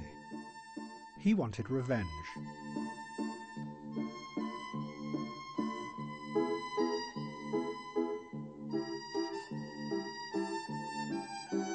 In December 1988, a bomb exploded on a Pan Am plane over Lockerbie in Scotland. Almost immediately, investigators and journalists pointed the finger at Syria. The bombing had been done, they said, in revenge for the Americans shooting down of an Iranian airliner in the Gulf a few months before. And for 18 months, everyone agreed that this was the truth. But then, a strange thing happened. The security agencies said that they had been wrong. It hadn't been Syria at all. It was Libya who had been behind the Lockerbie bombing. But many journalists and politicians did not believe it. They were convinced that the switch had happened for the most cynical of reasons. That America and Britain desperately needed Assad as an ally in the coming Gulf War against Saddam Hussein. So once again, they blamed Colonel Gaddafi as the terrorist mastermind. Well, Syria, of course, was unfortunately accused of many terrorist outrage and of harbouring terrorist groups. It appears that we have now restored relations with them, as have the Americans. They're now our friends, although we get no real assurances on the past whatsoever. It strikes me as very strange indeed that many of the things we thought were previously the responsibility of Syria have now dramatically become the responsibility of Libya. But Assad was not really in control, because he had released forces that no one would be able to control. The force that 10 years before he had brought from Iran to attack the West, the human bomb, was now about to jump like a virus from Shia to Sunni Islam.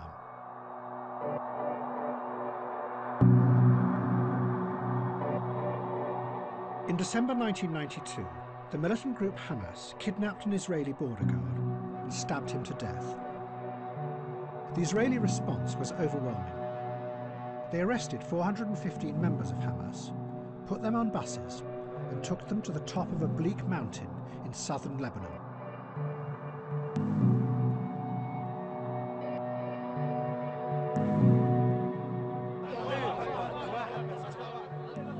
They left them there and refused to allow any humanitarian aid through.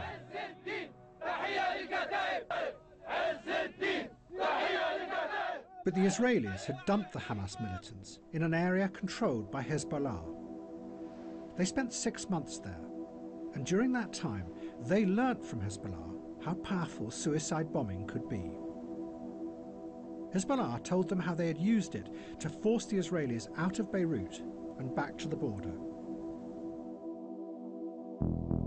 The first sign that the idea had spread to Hamas was when a group of the deportees marched in protest towards the Israeli border, dressed as martyrs, as the Israelis shelled them. But it soon became more than just theatre. Hamas began a wave of suicide attacks in Israel. Just before 9, at the height of Tel Aviv's rush hour, the bomb ripped apart a commuter bus. An amateur cameraman recorded the scene in the moments afterwards as a dazed woman was helped out of the smouldering wreckage. I didn't want to believe that under my house there is a bomb. And when I realized it's a bomb, I started to cry because it was the first time I saw it in Tel Aviv. Hamas sent the bombers into the heart of Israeli cities to blow themselves up and kill as many around them as possible. In doing this, Hamas were going much further than Hezbollah ever had. They were targeting civilians, something Hezbollah had never done. The tactic shocked the Sunni world. This was something completely alien to its history. Not only did the Quran forbid suicide, but Sunni Islam did not have any rituals of self-sacrifice, unlike the Shias.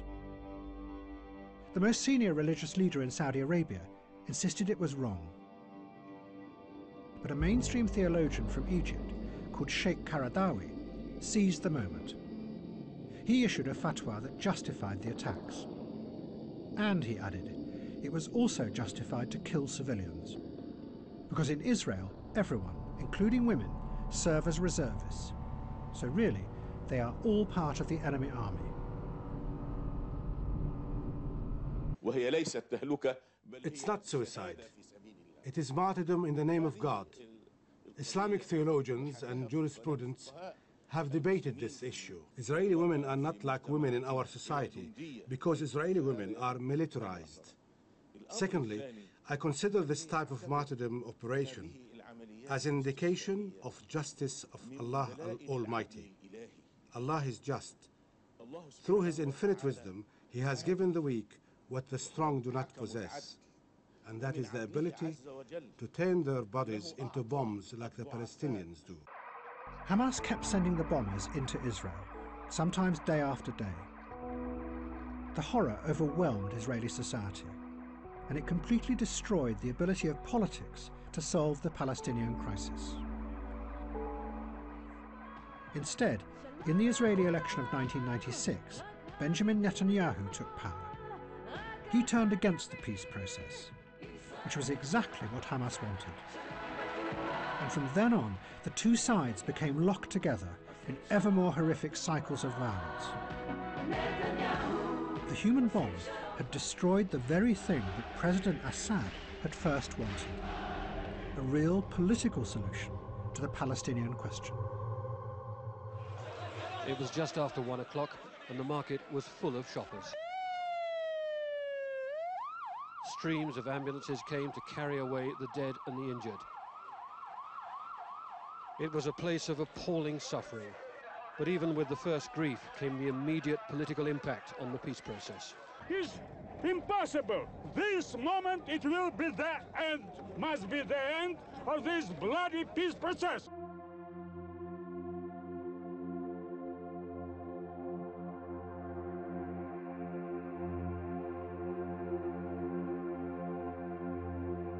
And in America, all optimistic visions of the future had also disappeared. Instead, everyone in society, not just the politicians, but the scientists, the journalists, and all kinds of experts, had begun to focus on the dangers that might be hidden in the future. This in turn created a pessimistic mood that then began to spread out from the rational technocratic world and infect the whole of the culture. And everyone became possessed by dark forebodings, imagining the very worst that might happen.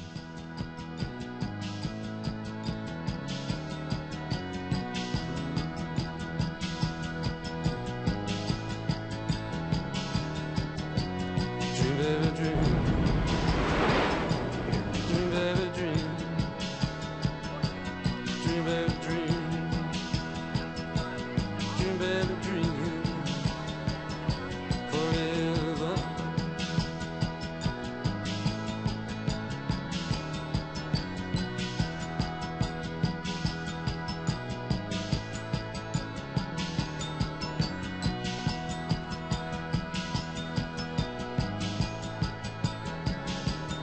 Oh, dream, baby, dream. Dream, baby, dream. Oh, dream, baby, dream. Dream, baby, dream. Forever.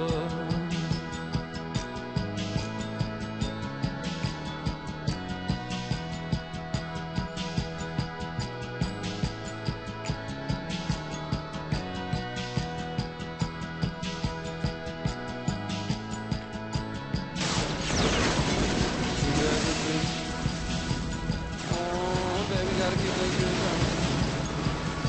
Keep those dreams running forever.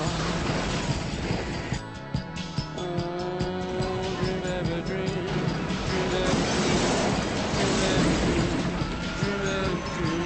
Dream, baby, dream, baby, dream, baby, dream, baby. Oh, dream, baby, dream.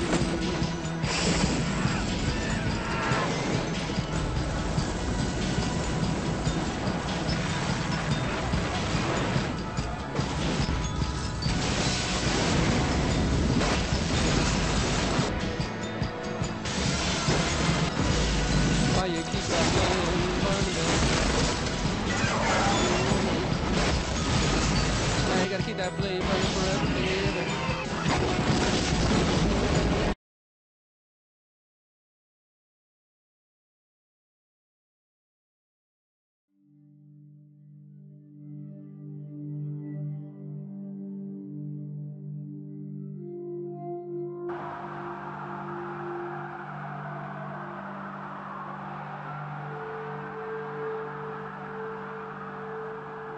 The attacks in September 2001 were suicide bombs, but now on a huge scale.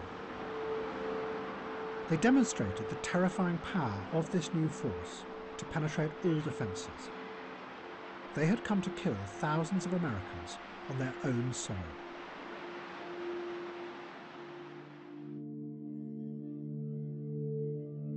"20 years before, President Reagan had been confronted by the first suicide bombers. They had been unleashed by President Assad of Syria to force America out of the Middle East. But rather than confront the complexity of Syria and Israel and the Palestinian problem, America had retreated and left Syria and suicide bombing to fester and mutate. They had gone instead for Colonel Gaddafi and turned him into an evil global terrorist.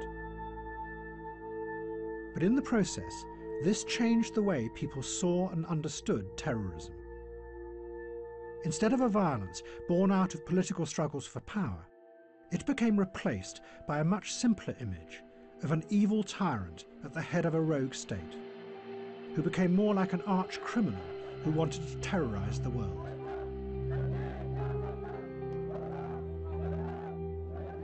All the politics and power dropped away. The problem was just them and their evil personalities.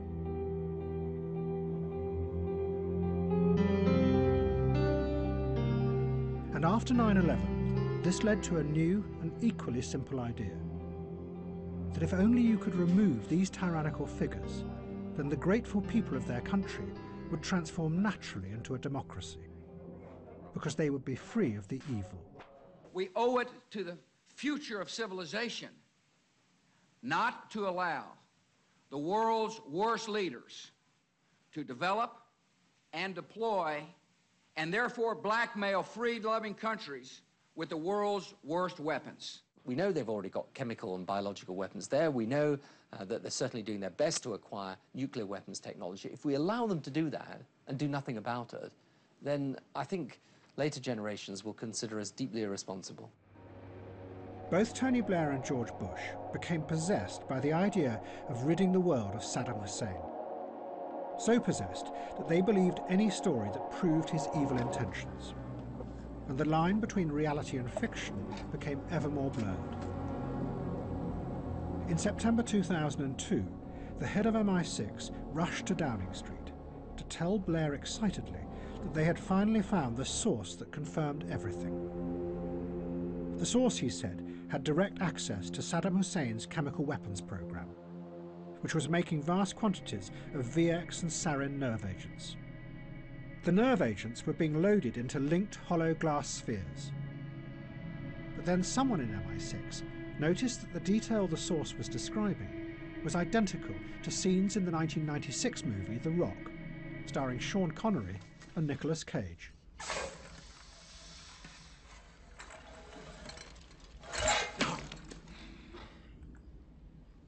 Really elegant string of pearls configuration. Unfortunately, incredibly unstable. Well, what exactly does this stuff do? If the rocket renders it aerosol, it can take out the entire city of people. How? It's a cholinesterase inhibitor. Stops the brain from sending nerve messages down the spinal cord. A later report into the Iraq War pointed out glass containers were not typically used in chemical munitions. Seizes your nervous system. Do not move that! And the informant had obviously seen a popular movie known as The Rock that had inaccurately depicted nerve agents being carried in glass beads or spheres. After your skin melts off. Oh my God. That there is a threat from Saddam Hussein and the weapons of mass destruction that he has acquired is not in doubt at all.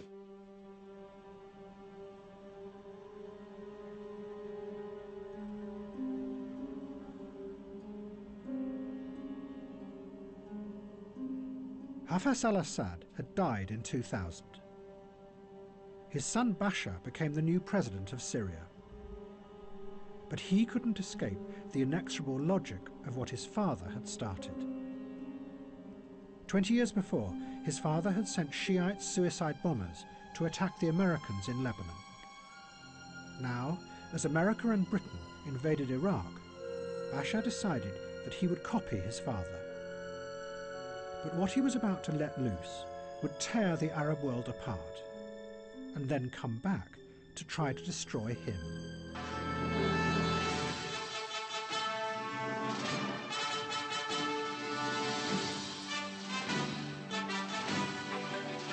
Bashar Assad was never supposed to have been president. It was always going to have been his elder brother, Basil. But then Basil had died in a car crash.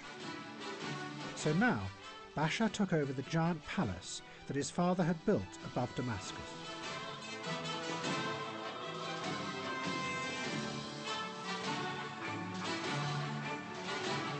Up to this point, Bashar had not been interested in politics. He was fascinated by computers. He founded the Syrian Computer Society and brought the internet to the country. His favourite band was the Electric Light Orchestra.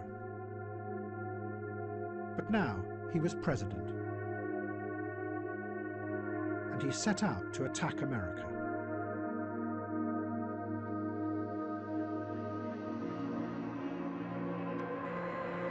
Bashar Assad was convinced that the invasion of Iraq was just the first step of a plot by the Western powers to take over the whole of the Middle East.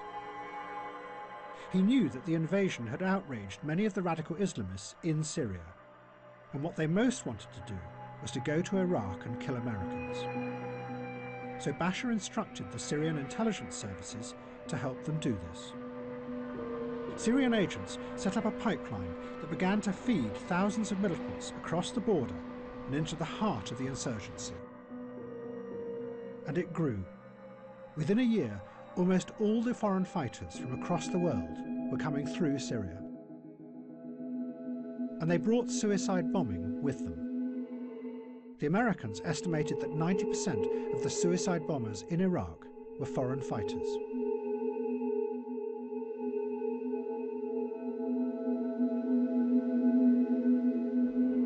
But it began to run out of control. Most of the jihadists had joined the group Al-Qaeda in Iraq, but then turned to killing Shiites in an attempt to create a civil war.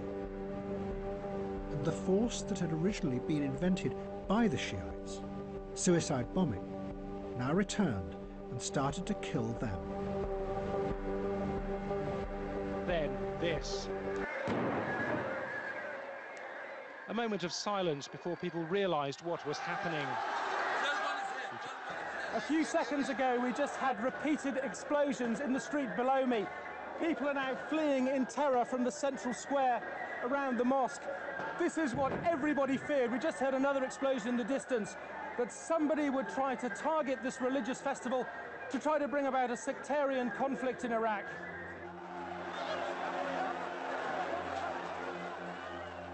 There was panic, a terrified stampede.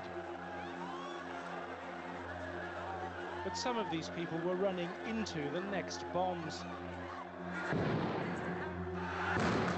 We counted at least 6 separate explosions.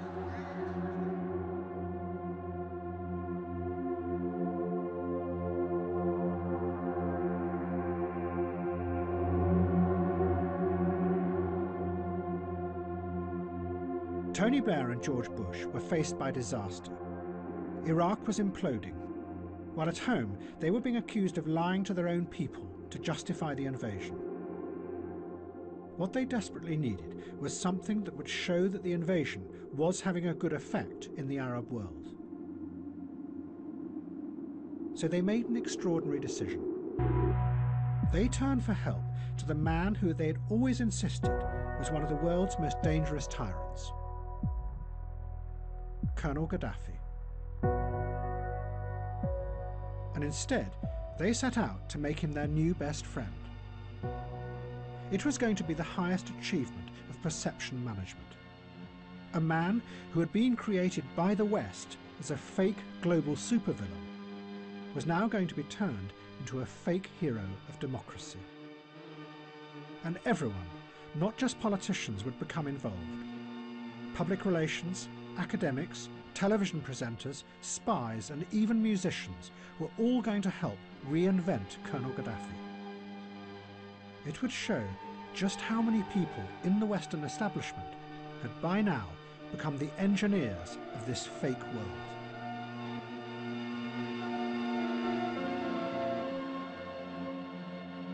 Ever since he had been accused of the Lockerbie bombing, Colonel Gaddafi had been a complete outcast. The West had imposed sanctions on Libya, and the economy was falling apart. But then suddenly, Tony Blair broke live into the BBC Evening News. The Prime Minister, Tony Blair, is about to make a statement the BBC understands from Downing Street. It's of international significance. He'll be making his statement at any moment. Now we can see pictures of him in Durham City. Here he is. Colonel Gaddafi has confirmed that Libya has in the past sought to develop weapons of mass destruction capabilities. Libya has now declared its intention to dismantle its weapons of mass destruction completely. This decision by Colonel Gaddafi is an historic one and a courageous one, and I applaud it. Today in Tripoli, the leader of Libya, Colonel Muammar al-Gaddafi, publicly confirmed his commitment to disclose and dismantle all weapons of mass destruction programs in his country.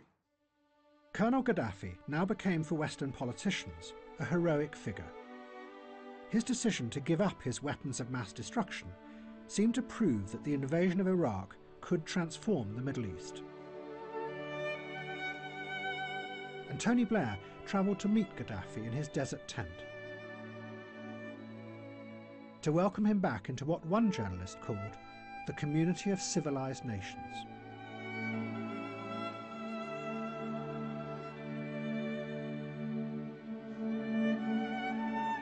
But as in the past, nothing was what it seemed with Colonel Gaddafi. In reality, Gaddafi did not really have the terrifying weapons of mass destruction that he was promising to destroy. His nuclear program had stuttered to a halt long ago and never produced anything dangerous. He had managed to buy some equipment on the black market, but his technicians had been unable to assemble it.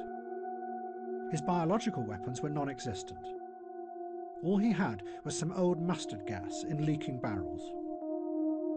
But now, he had to pretend to have a terrifying arsenal of weapons, and the West had to pretend that they had avoided another global threat. And then the made-up stories became even more complicated. As part of the deal, the West said that if Gaddafi admitted that Libya had done the Lockerbie bombing, then they would lift the sanctions. But many of those who had investigated Lockerbie were still convinced that Libya hadn't done it, that really it had been Syria. But Colonel Gaddafi confessed. His son Saif was interviewed about this confession. He said that his father was simply pretending that he had been behind the Lockerbie bombing to get the sanctions lifted, that new lies were being built on top of old lies to construct a completely make-believe world. You have to accept, or you had to accept at that time, the responsibility, because you have to accept responsibilities, you have to pay compensation in order to get rid of the sanction. It means we did that not because we are convinced that we did it, but because to find an exit out of this nightmare. So what you're saying is that you accept responsibility, but you're not admitting that you did it? Yes. And this is all a sham, you're saying, just to get sanctions over with so that you can start normal diplomatic relations with the West? Okay. What's wrong with that?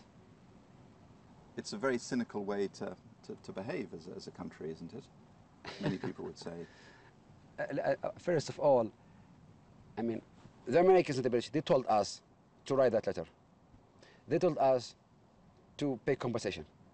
And then they opened their embassies and they restored the relation and they came to us.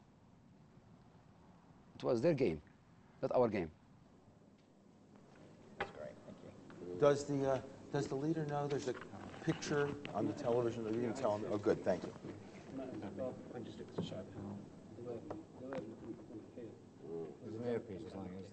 Public relations companies then came to Libya to do what they called reframing the narrative. One firm was paid $3 million to turn Gaddafi into what they described as a modern world thinker. Is that going to be there or not?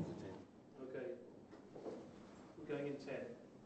They did this by bringing other famous world thinkers and TV presenters out to Libya to meet the colonel and discuss his theories.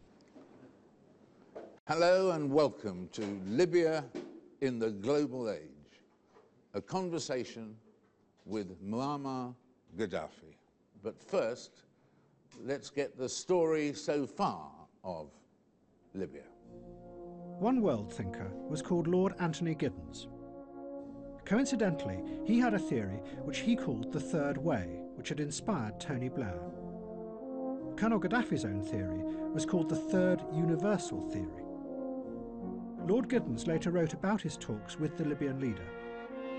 Colonel Gaddafi likes my term, the Third Way, because his own political philosophy is a version of this idea. He makes many intelligent and perceptive points. I leave enlivened and encouraged. After 40 years, the leader of Libya, Muammar Gaddafi. And then Colonel Gaddafi achieved his lifelong dream. He was invited to address the United Nations. He spent almost 2 hours explaining his Third Universal Theory, and also demanded an investigation into the shootings of President Kennedy and Martin Luther King. When he was in New York, Gaddafi was offered a tent, just like the one he had at home, in the gardens of a grand mansion. The man who made the offer was Donald Trump. I mean, I've dealt with everybody. And by the way, I could tell you something else. What? I dealt with Gaddafi. What did I do with Gaddafi? You buried the lead. What'd you do? Excuse me. I rented him a piece of land. He paid me more for one night than the land was worth for the whole year or for 2 years. And then I didn't let him use the land. That's what we should be doing. Was that over in New Jersey? I don't want to use the word screw, but I screwed him. That's what we should be doing.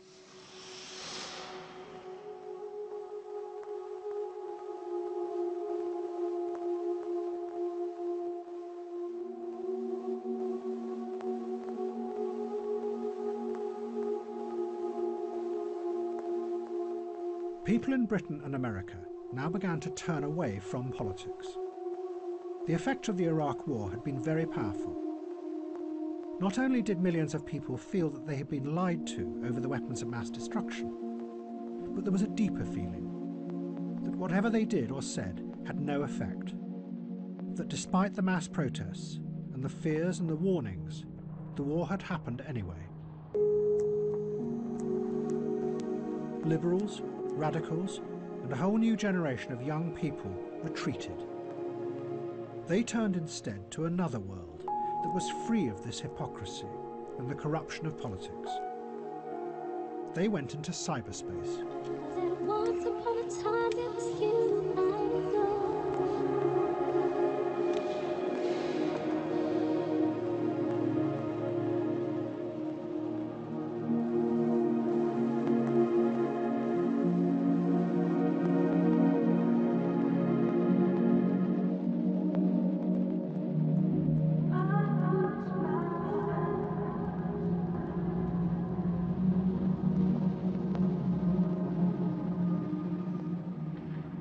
By now, cyberspace had become even more sophisticated and responsive to human interaction. The online world was full of algorithms that could analyze and predict human behavior. The man behind much of this was a scientist called Jaye. He was the godfather of modern artificial intelligence. Pearl's breakthrough had been to use what were called Bayesian belief networks. They were systems that could predict behavior even when the information was incomplete. But to make the system work, Pearl and others had imported a model of human beings drawn from economics. They created what were called rational agents, software that mimicked human beings, but in a very simplified form. The model assumed that the agent would always act rationally in order to get what it wanted, nothing more. One of the early utopians of cyberspace, Jaye, warned of the implications of this. The agent's model of what you are interested in will always be a cartoon model. And in return, you will see a cartoon version of the world through the agent's eyes. And, he added, it will never be clear who they are working for, you or someone else.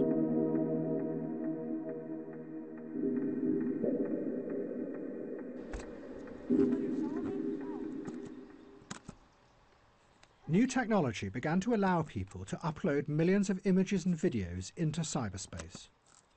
And the web, which up to that point had seemed like an abstract other world, began to look and feel like the real world.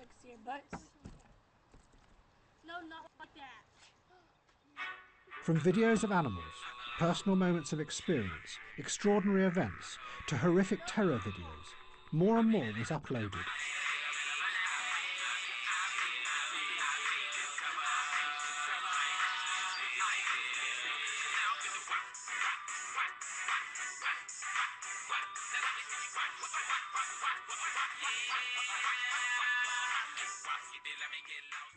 And in a strange, sad twist, the first terrorist beheading video that was posted online was that of Jaye Pearl's own son, Daniel Pearl.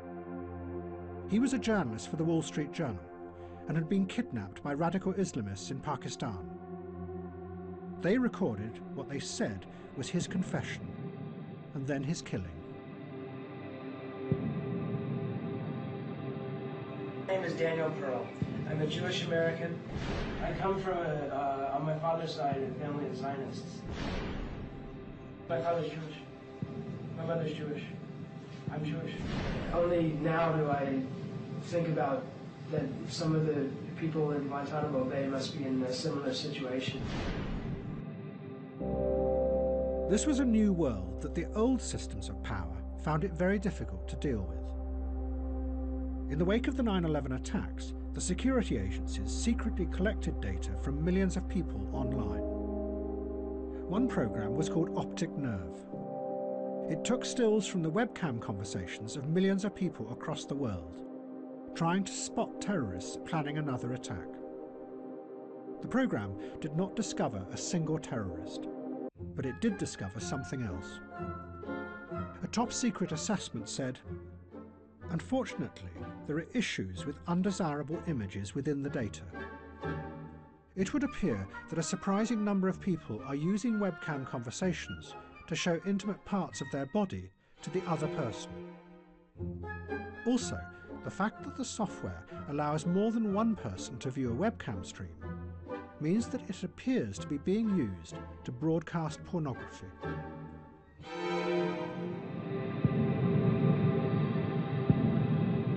But increasingly, people were using the internet in other ways, to present themselves as they wanted to be seen. I guess a video blog is about me. I don't really want to tell you where I live because you could stalk me. The web drew people in because it was mesmerizing. It was somewhere that you could explore and get lost in any way you wanted. But behind the screen, like in a two-way mirror, the simplified agents were watching and predicting and guiding your hand on the mouse. Stop. I nearly threw my phone away. Stop. Stop. Pose. Pose. Snap a selfie. There you go. There you go. My name is Sweetie. The men asked me to take off my clothes. They undress. They play with themselves. But what they don't know, I'm not real. I'm a computer model, made piece by piece to track down these men who do this.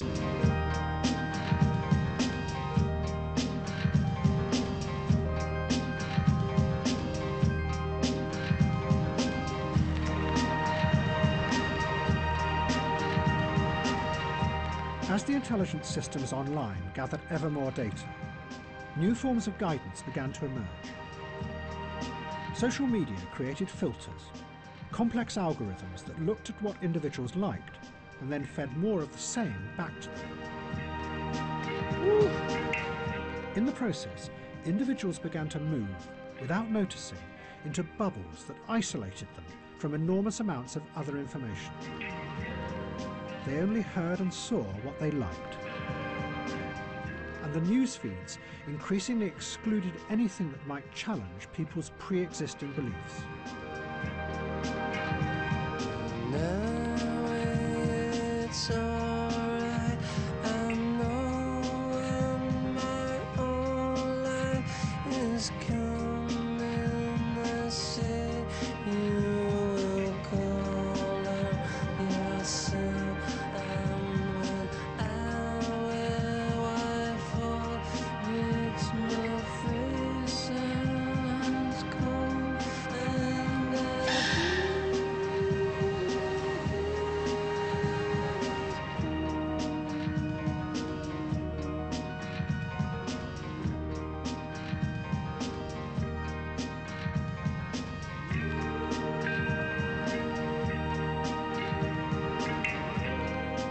The version of cyberspace that was rising up seemed to be very much like William Gibson's original vision. That behind the superficial freedoms of the web were a few giant corporations with opaque systems that controlled what people saw and shaped what they thought.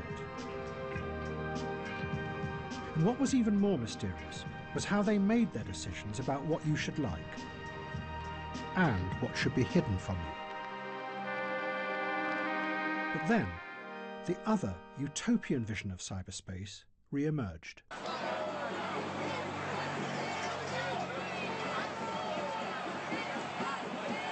Taking over the roadway.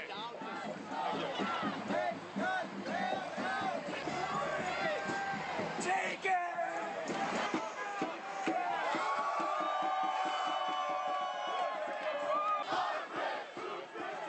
After the financial crash of 2008, the politicians saved the banks.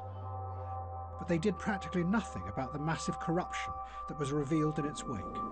And the reason they gave was that it might destabilize the system.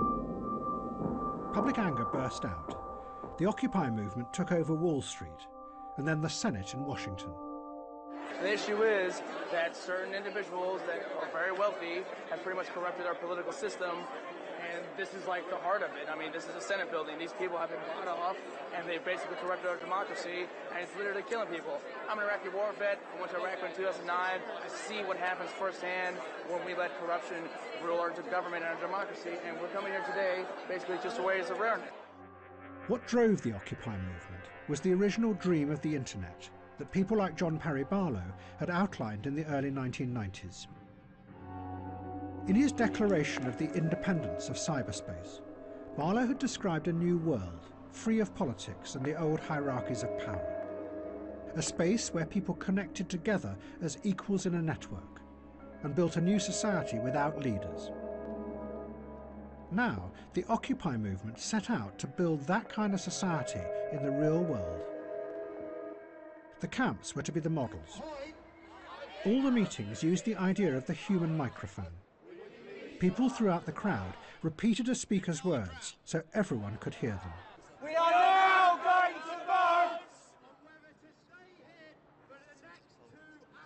on whether to stay here for the next 2 hours or leave now.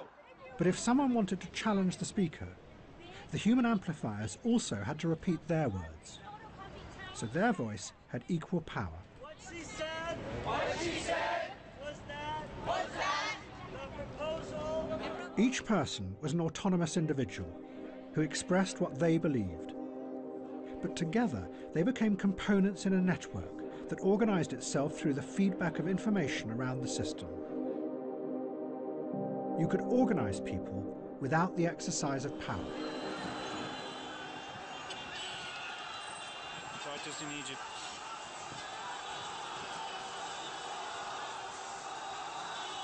Gamatadu, our main street. Looks like chaos, looks like police running around and a few hundred people walking down the street. Then, almost immediately, the Arab Spring began. The first revolution started in Tunisia, but it quickly spread to Egypt. On January the 25th, 2011, thousands of Egyptians came out in groups across Cairo and then started moving towards Tahrir Square.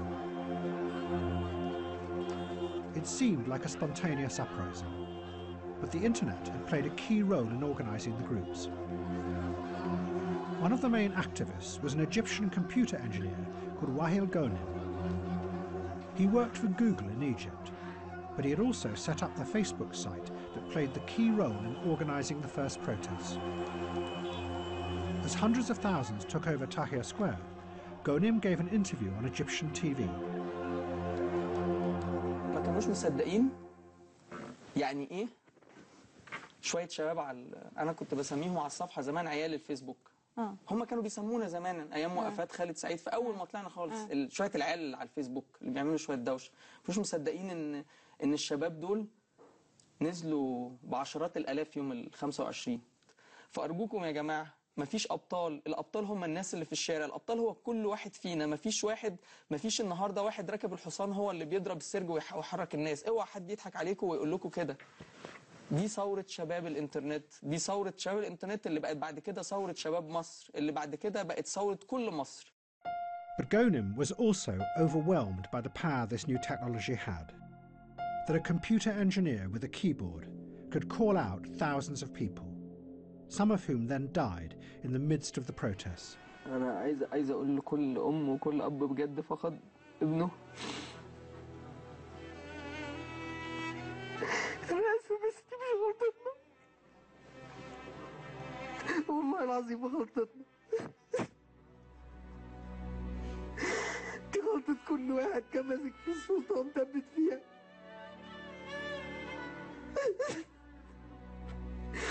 عايز أمشي.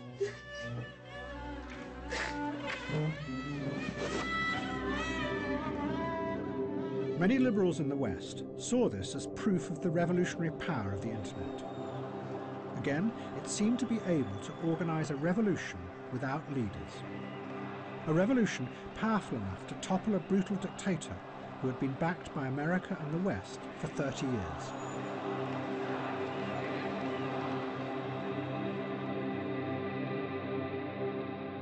But the internet radicals were not the only ones who saw their dreams being fulfilled in the Arab Spring.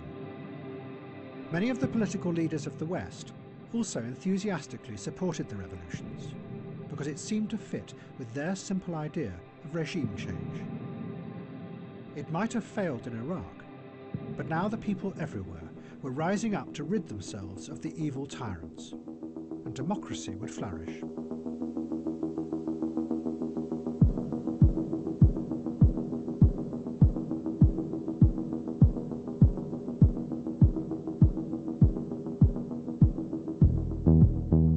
So when an uprising began in Libya, Britain, France and America supported it. And suddenly, Colonel Gaddafi stopped being a hero of the West. All the politicians and the public relations people and the academics who had all promoted him as a global thinker suddenly disappeared. And Gaddafi became yet again an evil dictator who had to be overthrown. His son Saif said, "The way these people are disowning me and my father is disgusting. Just a few months ago, we were being treated as honoured friends. Now that rebels are threatening our country, these cowards are turning on us." Colonel Gaddafi retreated to the ruins of the house that the Americans had bombed 30 years before and addressed the world. Those who love Muammar Gaddafi is the glory. If I had a position, if I were a president, I would have resigned. I would have thrown my resignation in your face. But I have no position, no post. I have nowhere to resign from. I have my gun. I have my rifle to fight for Libya. Withdraw your children from the streets. Take your children back. They are dragging your children, they're making your children drunk, and they're sending them to hell. Your children will die. What for?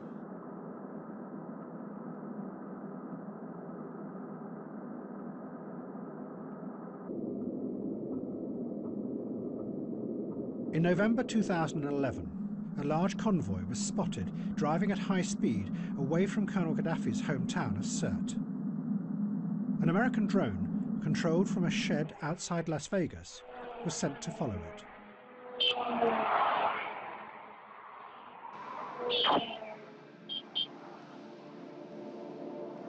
The operator fired a missile at the lead car of the convoy.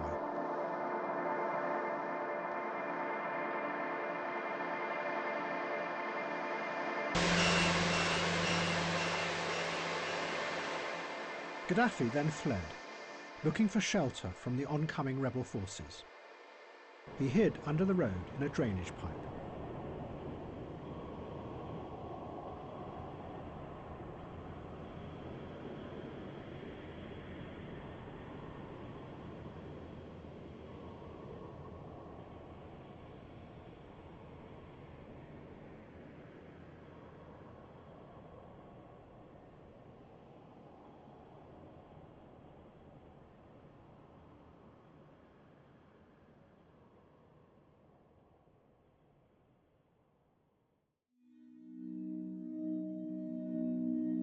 But instead of becoming a democracy, Libya began to descend into chaos.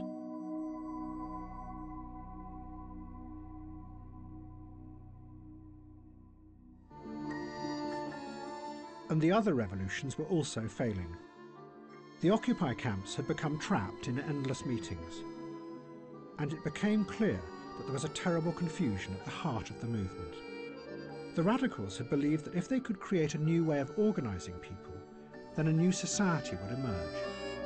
But what they did not have was a picture of what that society would be like, a vision of the future. The truth was that their revolution was not about an idea. It was about how you manage things. And those who had started the revolution in Egypt came face to face with the same terrible fact. Social media had helped to bring people together in Tahrir Square. But once there, the internet gave no clue as to what kind of new society they could create in Egypt. The movement stalled. And a group that did have a powerful idea, the Muslim Brotherhood, rushed in to fill the vacuum. The The Brotherhood took power in an election, and one of them, Mohamed Morsi, became president. The liberals and the left were shocked, and bit by bit they turned back to the military, protesting, asking them to save the revolution from being captured by Islamists. In the spring of 2013, the military took action. They arrested the president and killed hundreds of his supporters who protested. And an extraordinary spectacle unfolded in Tahrir Square. Thousands of the liberal activists who had begun the revolution 2 years before, summoned by social media, now welcomed the military back by waving their laser pens at the helicopters flying overhead.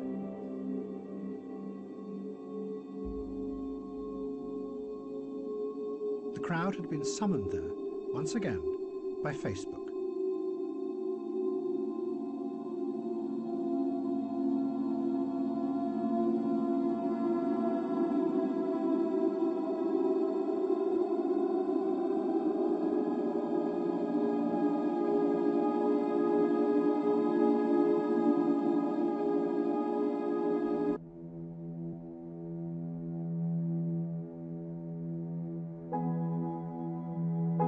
After the failure of the revolutions, it was not just the radicals. No one in the West had any idea of how to change the world. At home, the politicians had given so much of their power away to finance and the ever-growing managerial bureaucracies that they, in effect, had become managers themselves. While abroad, all their adventures had failed, and their simplistic vision of the world had been exposed as dangerous and destructive.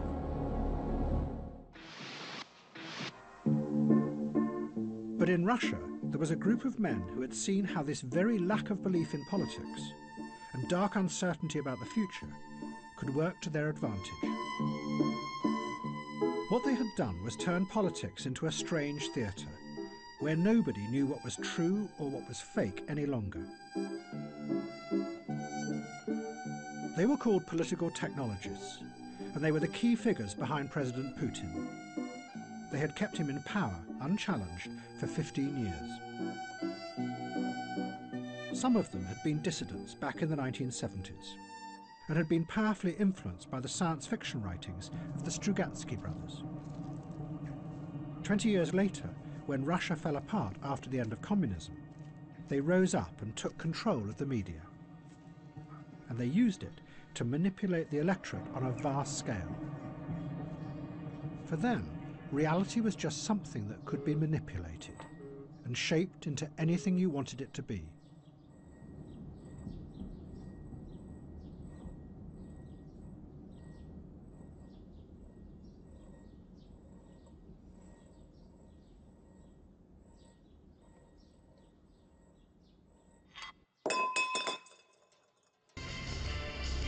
But then a technologist emerged who went much further, and his ideas would become central to Putin's grip on power.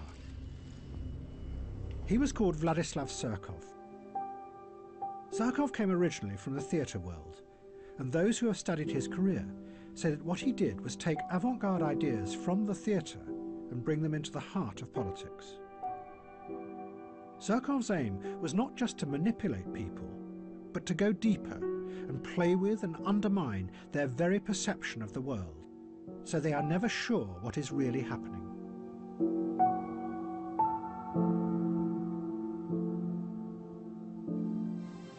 Surkov turned Russian politics into a bewildering, constantly changing piece of theatre. He used Kremlin money to sponsor all kinds of groups, from mass anti-fascist youth organisations to the very opposite, neo-Nazi skinheads. And liberal human rights groups who then attacked the government. Surkov even backed whole political parties that were opposed to President Putin. But the key thing was that Surkov then let it be known that this was what he was doing, which meant that no one was sure what was real or what was fake in modern Russia. As one journalist put it, it's a strategy of power that keeps any opposition constantly confused, a ceaseless shape-shifting that is unstoppable because it is indefinable. Meanwhile, real power was elsewhere, hidden away behind the stage, exercised without anyone seeing it. And then, the same thing seemed to start happening in the West. By now, it was becoming ever more clear that the system had deep flaws.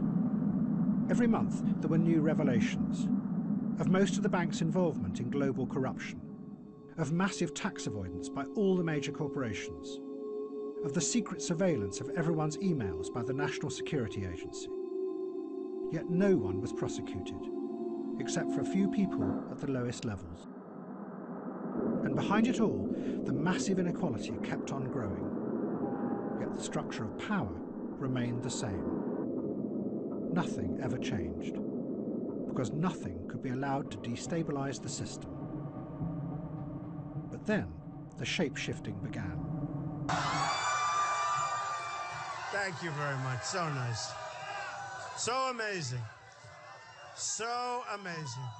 What? That's okay. I love you more, okay?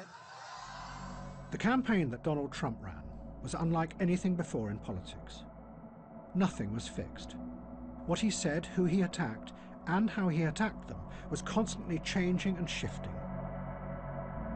Trump attacked his Republican rivals as being all part of a broken and corrupt system, a politics where everyone could be bought, using words that could have come from the Occupy movement.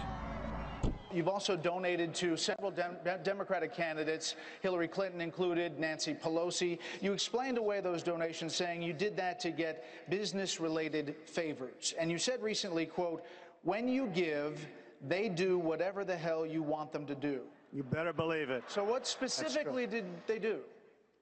If I ask them, if I need them, you know, most of the people on this stage I've given to, just so you understand, a lot of money. I will tell you that our system is broken. I give to many people. Before 2 months ago, I was a businessman. I give to everybody. When they call, I give. And you know what? When I need something from them, 2 years later, 3 years later, I call them. They are there for me. So and that's a broken system. So But at the same time, Trump used the language of the extreme racist right in America, connecting with people's darkest fears, pushing them and bringing those fears out into the open. Get the fuck out of here! Motherfucker! Our country! Proud fucking American! Made in USA, bitch! Made in fucking USA! Don't fucking cook my burrito, bitch! Don't fucking make my tortilla, motherfucker! And build that fucking wall for me! Trump! I love Trump! Fuck you! I love my country! Yeah! I'll fuck like at least 10 of you up in one fucking city, you fucking pussy! Come on! Many of the facts that Trump asserted were also completely untrue. But Trump didn't care. He and his audience knew that much of what he said bore little relationship to reality. This meant that Trump defeated journalism, because the journalists' central belief was that their job was to expose lies and assert the truth. With Trump, this became irrelevant. Not surprisingly, Vladimir Putin admired this. Что вы думаете о Дональде Трампе? Ну, он яркий очень человек, талантливый, без всяких сомнений. Но это не наше дело определять его достоинство, это дело избирателей в Соединенных Штатах. Но он абсолютный лидер, мы сегодня видим, президентской гонки. Он говорит о том, что хочет перейти к другому уровню отношений, более плотному, глубокому уровню отношений с Россией. Ну, разве мы можем это не приветствовать? Конечно, мы это приветствуем. Все, что касается внутриполитических вещей, его обороты речи, что он использует для повышения своей популярности, повторяю еще раз, это не наше дело оценивать эту его работу.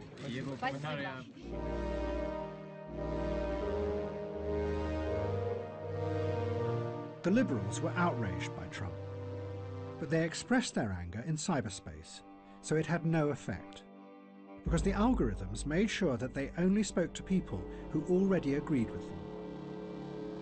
Instead, ironically, Their waves of angry messages and tweets benefited the large corporations who ran the social media platforms. One online analyst put it simply: angry people click more. It meant that the radical fury that came like waves across the internet no longer had the power to change the world. Instead, it was becoming a fuel that was feeding the new systems of power and making them ever more powerful.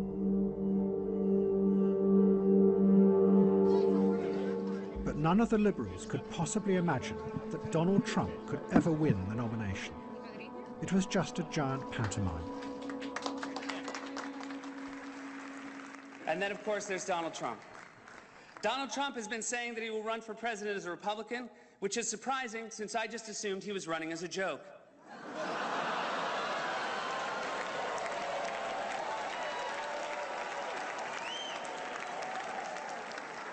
Donald Trump often appears on Fox, which is ironic because a fox often appears on Donald Trump's head.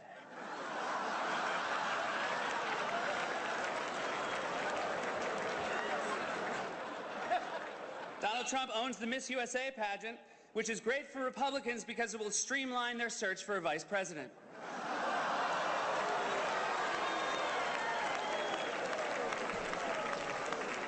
Donald Trump said recently he has a great relationship with the blacks, though unless the blacks are a family of white people, I bet he's mistaken.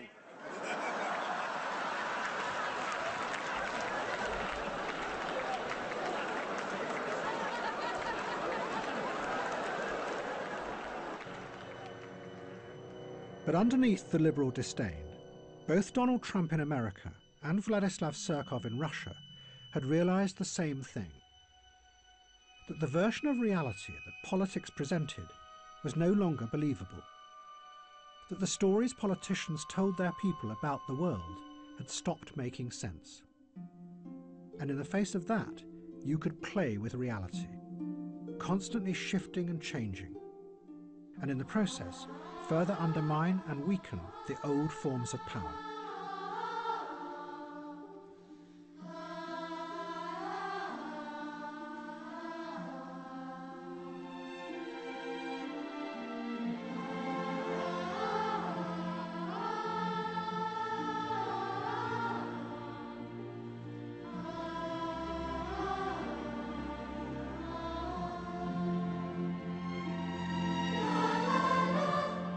And there was another force that was about to dramatically reveal just how weak politics had become in the West: Syria.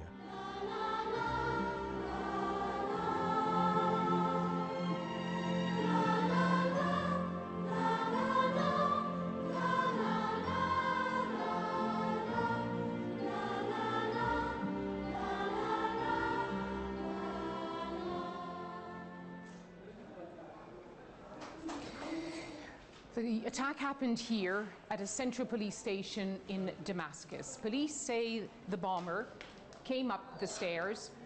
Police then opened fire, and then police say he detonated the explosives. And the damage is here to see. Behind me, the pockmarked walls where the ball bearings hit. Blood splattered on the walls. And the force of the blast caused walls to collapse. And everything is topsy-turvy, everything destroyed.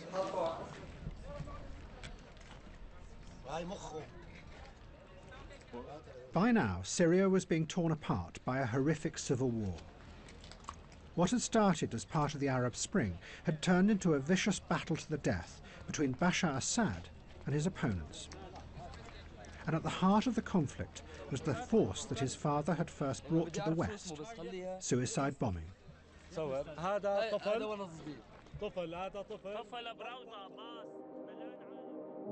Back in the 1980s, Bashar Assad's father had seen suicide bombing as a weapon he could use to force the Americans out of the Middle East. But over the next 30 years, it had shifted and mutated into something that had now ended up doing the very opposite, tearing the Arab world apart. Hafez al-Assad's dream of a powerful and united Arab world was now destroyed. In Iraq, extremist Sunni groups had used suicide bombing as a way to start a sectarian war. And now, groups like ISIS brought the same techniques into Syria to attack not just Assad's son, but his fellow Shiites.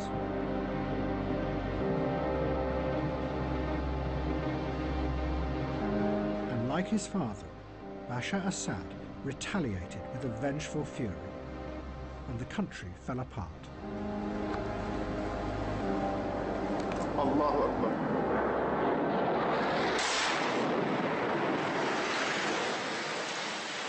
Allahu Akbar.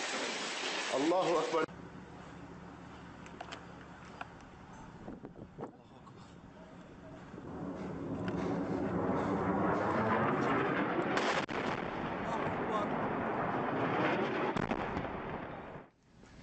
My fellow Americans, tonight I want to talk to you about Syria, why it matters, and where we go from here. Faced by the war, Western politicians were bewildered. They insisted that Bashar Assad was evil. But then it turned out that his enemies were more evil and more horrific than him. The question before the House today is how we keep the British people safe from the threat posed by ISIL. This is not about whether we want to fight terrorism, it's about how best we do that. So Britain, America and France decided to bomb the terrorist threat. The effect of that was to help keep Assad in power.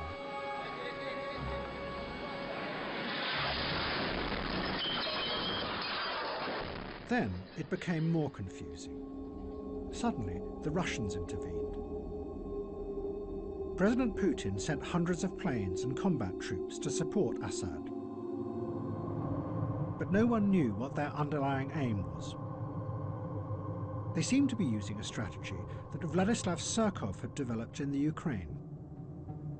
He called it non-linear warfare. It was a new kind of war, where you never know what the enemy are really up to. Allahu Akbar. The underlying aim, Surkov said, was not to win the war, but to use the conflict to create a constant state of destabilized perception in order to manage and control. Allahu Akbar.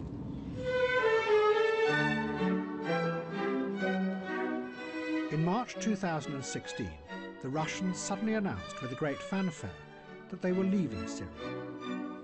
And a concert was held in the ruins of Palmyra to celebrate the withdrawal. But in reality, the Russians never left. They are still there, and still no one knows what they really want.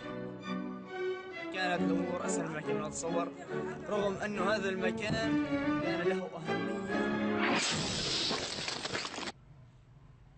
And within Syria, there was a new Islamist ideologist who was determined to exploit the growing uncertainties in Europe and America. He was called Abu Musab al-Suri, the Syrian.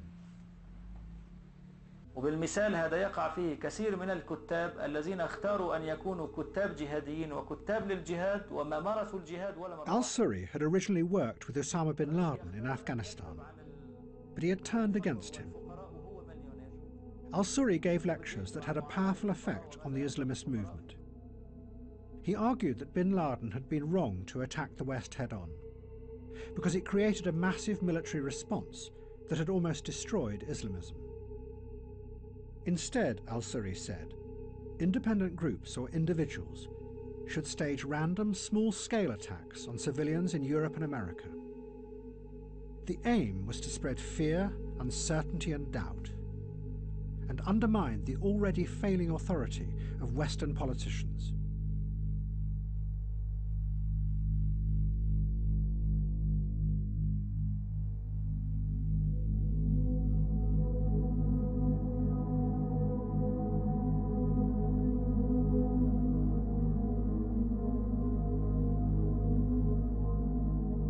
The effect of the attacks shocked Europe and America and gave powerful force to the new politics of uncertainty and anxiety. I'm sure that you, with me, share the absolute horror and total revulsion at what happened in Paris last Friday. And I'm afraid there is, and we have to be honest and frank about this and talk about these things without being fearful. There is a problem with some of the Muslim community in this country. There is a problem, and we have to be honest about it. Our politicians, I'm afraid, haven't had the guts. This could be the great Trojan horse of all time. Because you look at the migration, study it, look at it. Now they'll start infiltrating with women and children. Both the Brexit campaign in Britain and Donald Trump in America did exactly what al-Suri had predicted. They used the fear to dramatize a world where everything, even going to a restaurant, had become a risky event. And what had been seen as doomed campaigns on the fringes of society that could never win became frighteningly real. I am genuinely freaked out right now about this whole Brexit thing, because we'd all been told that it wasn't going to happen, like it was going away from Brexiting and onto the staying. And because I had this like bedrock belief, I have friends who like live and work in London, they said, oh, don't worry, we're very sensible people. This isn't going to happen. It's a lot of talk, but that we don't do that sort of stuff here. They were wrong. And it really kind of crushes my view of like what can happen that is bad that we don't think is going to happen. Like, it's just not supposed to happen.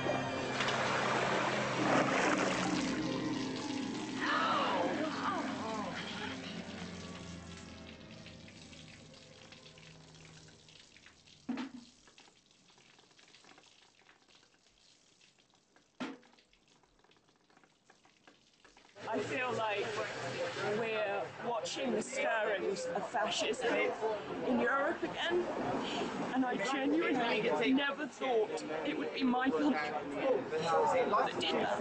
I thought this would be America. I thought America was the people who were so filled with hate, not us. And I'm so disappointed. I'm so hurt.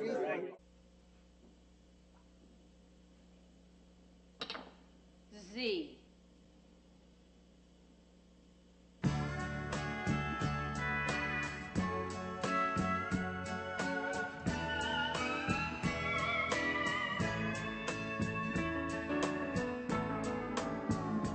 You must think my bed's a bus stop.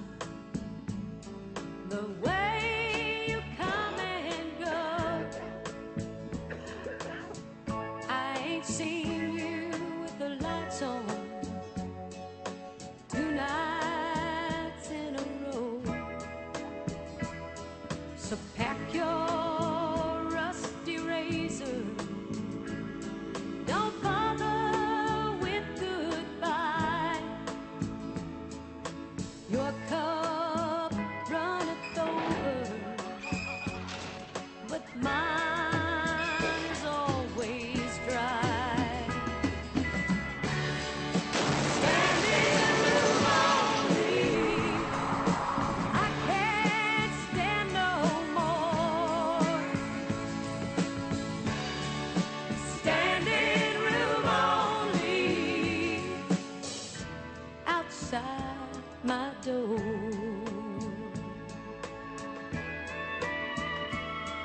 Don't help me set the table, 'cause now there's one less place. I won't blame Mama Silver for a man who won't say grace. If home is where the This is my right to free speech going on here, okay?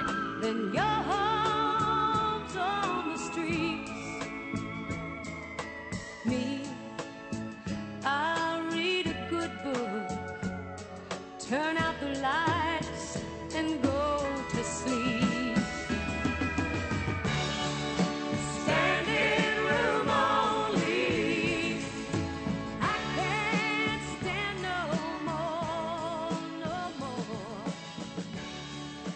Standing room only, outside my door.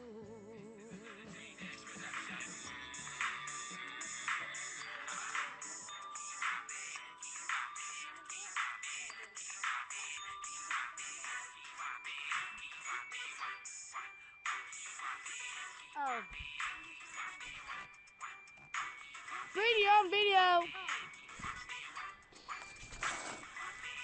Say bye, Heather.